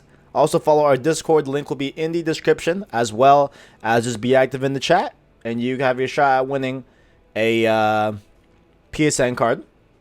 And to show you all the schedule, we will be giving away one $20 or $25 PSN card per conference. All you got to do is do those steps I said before in the description. You'll be all good. So we're doing EA right now, currently on June 8th on Saturday. Tomorrow we have Xbox at 12:30 and Bethesda at 5 o'clock. And then on Monday we have a big day. We got Ubisoft, Kind of Funny Game Showcase, and Square Enix. And then we have Nintendo to wrap it up all on Tuesday morning. So definitely get hyped for all those. And giveaways will be for all of those conferences as well that are on the screen right now. So get hype for that. Very excited for it. Mario Maker 2 Invitational going on right now. Ooh, Mario Maker 2 Invitational going on right now. That's interesting. Sounds interesting. We'll be talking with Daily Show host and superfan Trevor Noah. Oh my God. Do you think it's weird that Golden Boy gets to talk to Trevor Noah and not me? How are you? Hey, well, you know what? Get out of here. Go away. Jeez. But first, we've got a very special message about EA's Play to Give campaign, so let's check it out. Hey everyone, if you're watching this video, chances are you've likely seen or even personally experienced harassment when playing online games. In fact, 57% of players say they've been bullied or threatened online. We need to change that. Absolutely. Games are for everyone, and the good news is we can all do something about it. EA is donating $1 million to 3 amazing nonprofits who are all about bullying prevention and inclusion in games. Ditch the label, Pacer, and the United Nations He for She. You can also help. Go to the link below, ea.com/playtogive to learn more about these charities. On their websites, they have advice on what you can do if you're being bullied or how you can help others who are. You can also donate. Any amount you can contribute really makes a difference to these nonprofits. With the help of Play to Give donations last year, these charities achieved some pretty cool things. He for She was able to expand its message of gender inclusivity in gaming to people around the world. Ditch the Label was able to help an additional 10,000 kids who are suffering from abuse. And Pacer reached 1.4 million people with information on how to combat bullying. Thanks so much, everyone. When we work together, we can make games a space where everyone feels safe and included. Enjoy the rest of EA Play. Yeah, guys, be nice to each other online, for real. So yeah, that was next up. We have Madden. Oof. I mean, Madden I'm not looking forward to either, but the Sims might be cool. Hey, what's going on, everybody? Golden Boy here at EA Play once again, and just so you know, it's always good to give back to a great cause. You can find out more info about Play to Give online. Now, everybody, welcome to the EA Play stage. The host of the Daily Show, FIFA superfan, Trevor Noah. Trevor Noah. That's pretty cool. Thank you so much for coming out, man. And when they told me about this, so Greg obviously very salty he didn't get to do this interview. Haha. Stuck it, Greg. So I understand you are a massive fan of FIFA. Well, I'm not a FIFA fan. FIFA is my full-time job, and then I do other things to sustain the habits. That's pretty much me. Interesting. Yeah, when you already day. play FIFA, you don't say that you're a fan. That's just what you do. That's right. Like Raheem Sterling is not a fan of Manchester City. He plays for the team. I play FIFA professionally. That's what I do. Okay. Yeah, that's my job. Okay, fair enough. It's kind of crazy for a guy who hosts a show called The Daily Show that you play FIFA on the daily, and yet you have to work, and yet that's not your full-time job. Luckily, there's nights. There's nighttime as well. You gotta allocate your time properly. Okay, that's what you do. Trevor Noah time doesn't management. Sleep. Yeah, that is confirmed. All right, so who's your favorite team again? Who's my favorite team? My team. Who's your that's what Ultimate Team is all about. Oh, really? Yeah. Okay, really? Come on. Really? That's where you're going to go? Why am I going to go and support one team when I can create the best team ever? You know? Okay, I feel like you just don't want to draw any battle lines. Oh, here. No. When it comes to the English Premier League, I'm Liverpool through and through. I'm excited for what they did. Yeah. Pain in Kiev, joy now. And then, when it comes to Europe, I switch and I play with different teams, because I get to enjoy just the players. But in the game, My team is the team. Okay, so then who's like your big player on your team, on your ultimate team? It depends. It changes depending on what card comes out. So for me right now, Syria Gomez, small little man, does major things. One of my favorite players in the game. I know this is a weird one. Right back, Almeida, one of my favorite players. Just like I like playing with weird characters that no one else is playing with. Because everyone out there is going to be playing with like 92 Vieira. Everyone's going to be trying to play with Gullit in the middle. And it's just like, who can you play with? Alan, Napoli, one of the best players you can play with in FIFA. Mark my words. Go and get him. Go get him. Yeah. Yeah. You just got to get like the weird players that no one else likes. And then like when you meet them with your team, they don't know who the players are. They don't know how they play. And that's what makes FIFA such an amazing game for me, is the customization. Dude, I tell you right now, blown away and very impressed. By the way, Trevor Noah, man, just dropping the knowledge out thank here. you, man. Thank you. Trevor, I know this was a brief one, but I want to thank you so much for coming out to EA Play, my friend. Much, it's been a I'm blast. excited, man. And, you know, FIFA 20 is playable here, and we have to have a match. I think you and we have to have a match. Well, we won't have a match. I will school you. Okay. There won't be a match. Yeah. We can play together, and I will teach you FIFA. I kind of set myself up for that one. All right, well, Greg, back to you, buddy. In a moment, Adam Rank is taking us on a deep dive on all kinds of new features coming to Madden 20. But first, power up your exosuits, freelancers, because we're talking Anthem. Oh my God. 411, I'm joined by They're Anthem mentioning live Anthem right service now? lead producer Ben Irving. Hey, Oh Ben. my God, Hey, guys, man, this is the content we're looking for. Thank you for coming. I can't believe you're really here. The subreddit flipped out. I flipped out on Kind of Funny Games Daily. No Anthem at EA Play. What's happening? Of course we're going to come to EA Play. We've got a booth out there with lots of fans coming through to play it. But really the big thing for us this year is working with our influencers and game changers. We have our new update called the Cataclysm on our public test server, and our time here this weekend is really about talking to them, getting feedback from all our players so we can make that a great game update. All right, good. You got the marketing spiel out of the way, man. Talk to me. It's been a interesting 4 months for Anthem. It's been an interesting 4 months. What have you guys learned? What are you pivoting? What's happening? Yeah, look, it's been a wild ride. You know, we've learned a lot of lessons over the last 4 months. I think one of the most important ones was just around listening to player feedback better. And so we spent some time really trying to get this PTS game update out, making sure instead of us saying to players, hey, this is what we think's really exciting, just give them the game update and say, you come and tell us, what are the things that you do like and the things that you don't like? Well, and really trying to pivot more into that so that we can learn more from what the players want. That's what I found so fascinating when we were talking earlier, right? Is the fact that the public test server is there for people to get in, and you guys don't want to be like telling people what's cool. You want to start building this game with them. Yeah, because you know, it doesn't matter what we think, it only matters what the players think. They're the ones playing the game, so if they love it, great. Maybe they don't, they'll tell us their feedback. Interesting, question mark. So everybody can get into the public test server right now? Yeah, it's available on PC right now. Oh, we got some buffer. Hopefully it'll come back. Will it come back? Is it me? Is it them? I'm gonna refresh. Hopefully it's okay. Come on. Telling people what's cool. You want to start building this game with them. Yeah, because you know, it doesn't matter what we think, it only matters what the players think. They're the ones playing the game, so if they love it, great. Sorry about that, guys. If they don't, they'll tell us the feedback and we'll do our best to address it. So everybody can get into the public test server right now? Yeah, it's available on PC right now. For those of you here at EA Play, and those of you at home, you can get your hands on... Looks like we're buffering again, unfortunately. You hate to hear it. I can't believe the stream buffers while Anthem is going. You hate to see it. You truly do. Now, everyone get excited because up next we have Adam Rank bringing you an Oh my God, first wait. look at Madden gameplay with deep dives. Is that the into chat? X-Factor abilities, the franchise, and more. So keep it here at EA Play.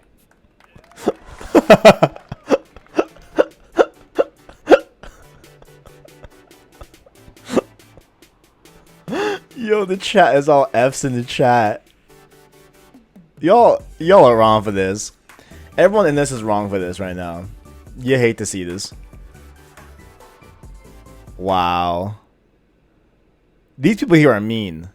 These are mean people. Also, I'm a bit concerned that this stream keeps lagging. When I refresh, it's good for a little bit, but then it just keeps falling into that. Hopefully it doesn't again, hopefully. We'll see.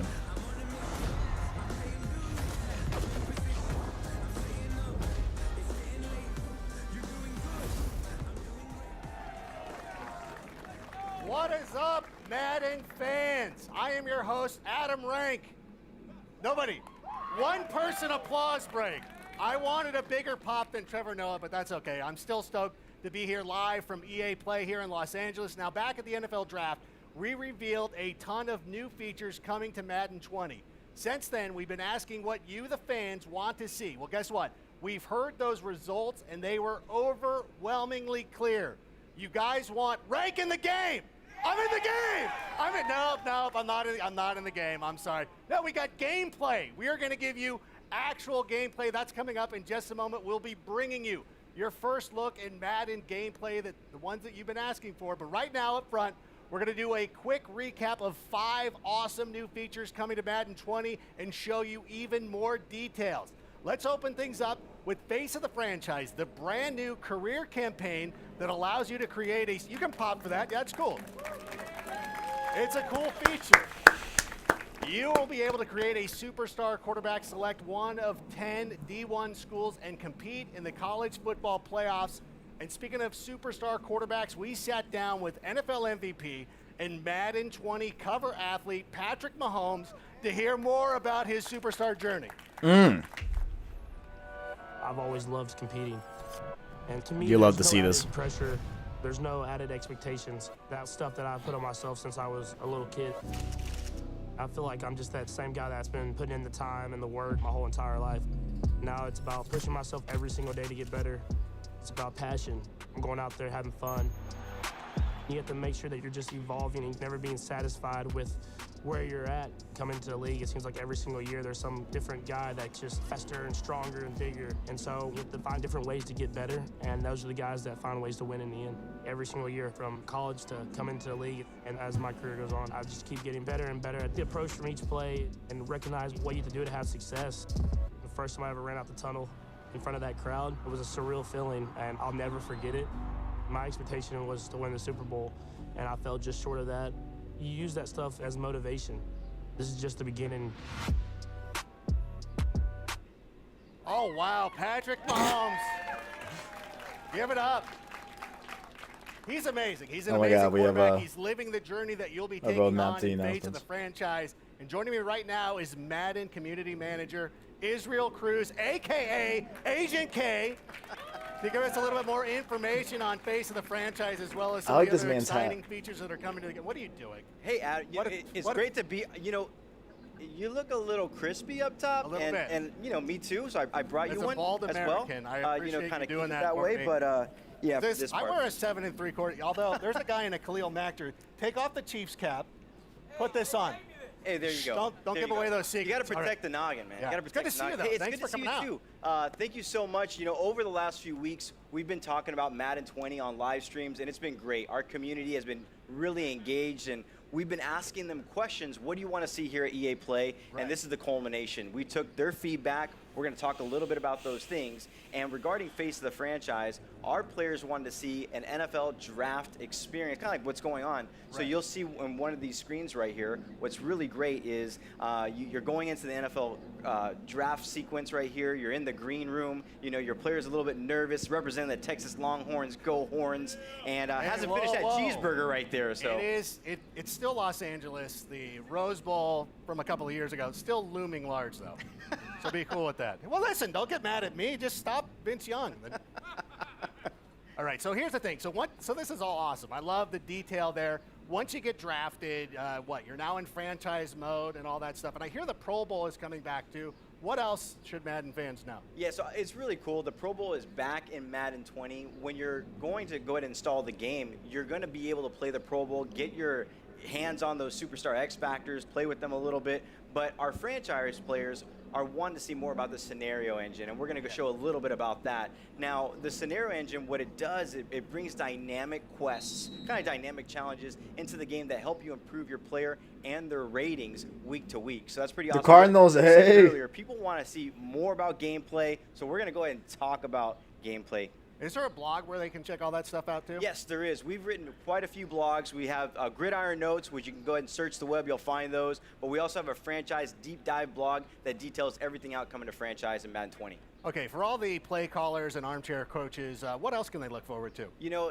like real estate, it's like location, location, location. People want playbooks, playbooks, playbooks. Of course. Now, this year in Madden 20, we're having RPOs coming into the game, which are run-pass options, which is great. But not just that, but our players have been asking for new formations. So right here, we have out of the Raiders playbook, a unique formation, which is actually called single back double off close. And what's great about this is a PA sweep play we've got going on right here, which is absolutely great. Our players are excited about that, but what I'm excited about is that throughout the course of the season, we're going to go ahead and evolve those playbooks, and as things happen in the NFL, we're going to bring that stuff to the NFL. Yeah, I see the one Derek Carr fan out there was very excited to see that Raiders playbook, and I know that we've got a lot of, two Raider fans. Wear a jersey next time. I can't identify you without it. It's the only okay. thing I like about these I'm sports talking to games are Israel, making money. Here's the thing. Now, we've got a lot of Madden Ultimate Team fans in the house. Am I right? Yeah, right? Awesome. They want to know more about the content that you're going to be bringing to the table. Tell us a little bit more about those ultimate missions. Yeah, so ultimate missions are great. A lot of times our Madden Ultimate Team players, when they log into the game, they're always trying to find the most up-to-date content. So one of the things this year that we're trying to do is provide them kind of a guide, an information hub, so then when they log in, they're not spending all that time looking in different areas. They can get the player items that they want for their team to make the best squad possible. Hey, I heard that. So one of the things that's absolutely great, let's say Khalil Mack has an amazing game on Sunday. You log into Madden, you log into Madden Ultimate Team, you want to be able to find it. So basically, we're going to go ahead and provide you that information guide, that step-by-step process, so you can get that item on your team. Now, the Khalil Mack fan sitting here loves hearing that. The two Raider fans over here, not so much, whatever. We appreciate what you guys, I know, talk about the Rose Bowl being too soon. Yeah, we love the Raiders. I love John Gruden, what he's done for our team. Now, the thing that I'm most excited for, though, is the Superstar X Factor abilities. These make the superstars, play like superstars. And you're going to give us a little bit of a reveal on some of these abilities? Yeah, so our players have been asking us to go ahead and talk about these Superstar X Factors. The first one we're going to reveal is Alvin Kamara, which is great. He has in-zone abilities. He also has superstar abilities, and we're going to go ahead and take a look right here. What's cool about his zone ability is called Satellite. You've heard of Satellite backs, right? I know what it is. Yeah, okay. So, yeah, I mean, these guys but are... explain it for everybody else. Yeah, so at the end of the day, I mean, you guys Starks, are seeing what's the good, tape my out man? of the What's good, backfield. bro? How you Kamara's a doing? deep threat as a wide receiver. We got you struggling right now. It's crazy. He's absolutely amazing out of the backfield, but he also has superstar abilities. So those superstar abilities are matchup nightmare. So basically, you're going to go ahead and have better opportunities to go ahead and catch the ball against linebackers and DBs, and also better route running. I mean, he's absolute beast. And he also has running back apprentice. What running back apprentice actually does for him is that it allows him to have 4 additional hot routes anytime and pre-play adjustments. Love that. Now, listen, everybody who knows me knows I'm kind of a dumb guy. So can you explain the difference between zone abilities and superstar abilities? Yeah, so for zone abilities, we talked about Satellite. So what's going to happen is in-game, You can't hear me, to be honest. In-game objectives on how to go ahead and get your player in the zone. And, Clint's going to talk a little bit here about how you're going to be able to knock them out of the zone. But the thing is that superstar abilities, what that's going to allow you to do is that they're always available, they're always on, and not just that, but it brings like a unique, authentic feel to that specific player. So with Kamara, one of the things that we were actually showing right there is that it's going to allow him to go ahead and do some amazing things out of the backfield. It's just another level of authenticity is what's everything. Totally. I mean, our players have been asking this for a long time. They want the players to feel like NFL superstars when they're on the field, and we want to give that to them.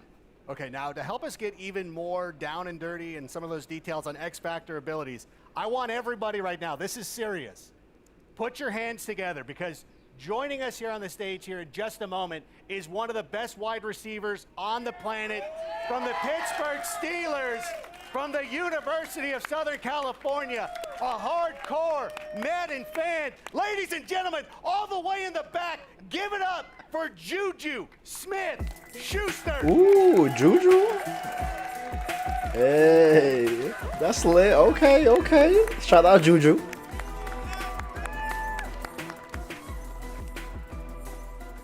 There it is. The crowd loves Juju, right? Yeah. Juju. You guys, oh my goodness. You know what? Thank you so much for coming out. We always appreciate you taking the time and interacting with the community and everything. How are you enjoying your time here at EA Play? I'm loving it. It's awesome. It's a blessing to be here. You see the fans, the Steeler fans. Look at that. I was here last year, and it was an amazing setup. And to come back again, no question. And, you know, when I heard about Madden 20, and I heard about Pat Mahomes being on the cover and that whole X Factor thing, I was like, wow, this is amazing. Now, you had a monster year once again. You know, you're obviously one of the best players in the league. Kind of go through the thought process. When you're on the field, you're in zone, you see single coverage. What are you thinking? When I see that one-on-one, it's the opportunity of me getting the ball, you know, knowing that the defense is coming and the quarterback has to put the ball a lot faster. And all I can think in my head is, like, catch the ball, get yak yards, score touchdowns, celebrations. And pretty much in my head, I'm just like, wow, like, let's make a play, big plays. And you make big play. What you had a 97-yard reception, or did you have 2? Yeah, 2. Oh, yeah, 2. That's right. I'm sorry. I didn't mean to sell you short. Now, in addition to getting all those yak yards, you're also known for wrestling away those jump balls. So it's no surprise to me that your zone ability is double me. Is it cool if we take a look? Yeah, let's check it out. Yeah, so what you guys are going to see right here with Juju, like you Got some Juju gameplay said, here. once he gets in that single coverage and he is in the zone, there is no stopping him. The only way that you're going to be able to stop him is to go ahead and double cover him. And at the end of the day, you know, it's a new meta to the game. If you want to stop Juju, you got to double cover him. Well, first of all, you can't stop him. Let's just put that out there right now. What did you think? Do you think we nailed it? What do you think? That's awesome. That's crazy. That's definitely something I see myself doing. You know, the double coverage, especially this year, it's going to be super exciting.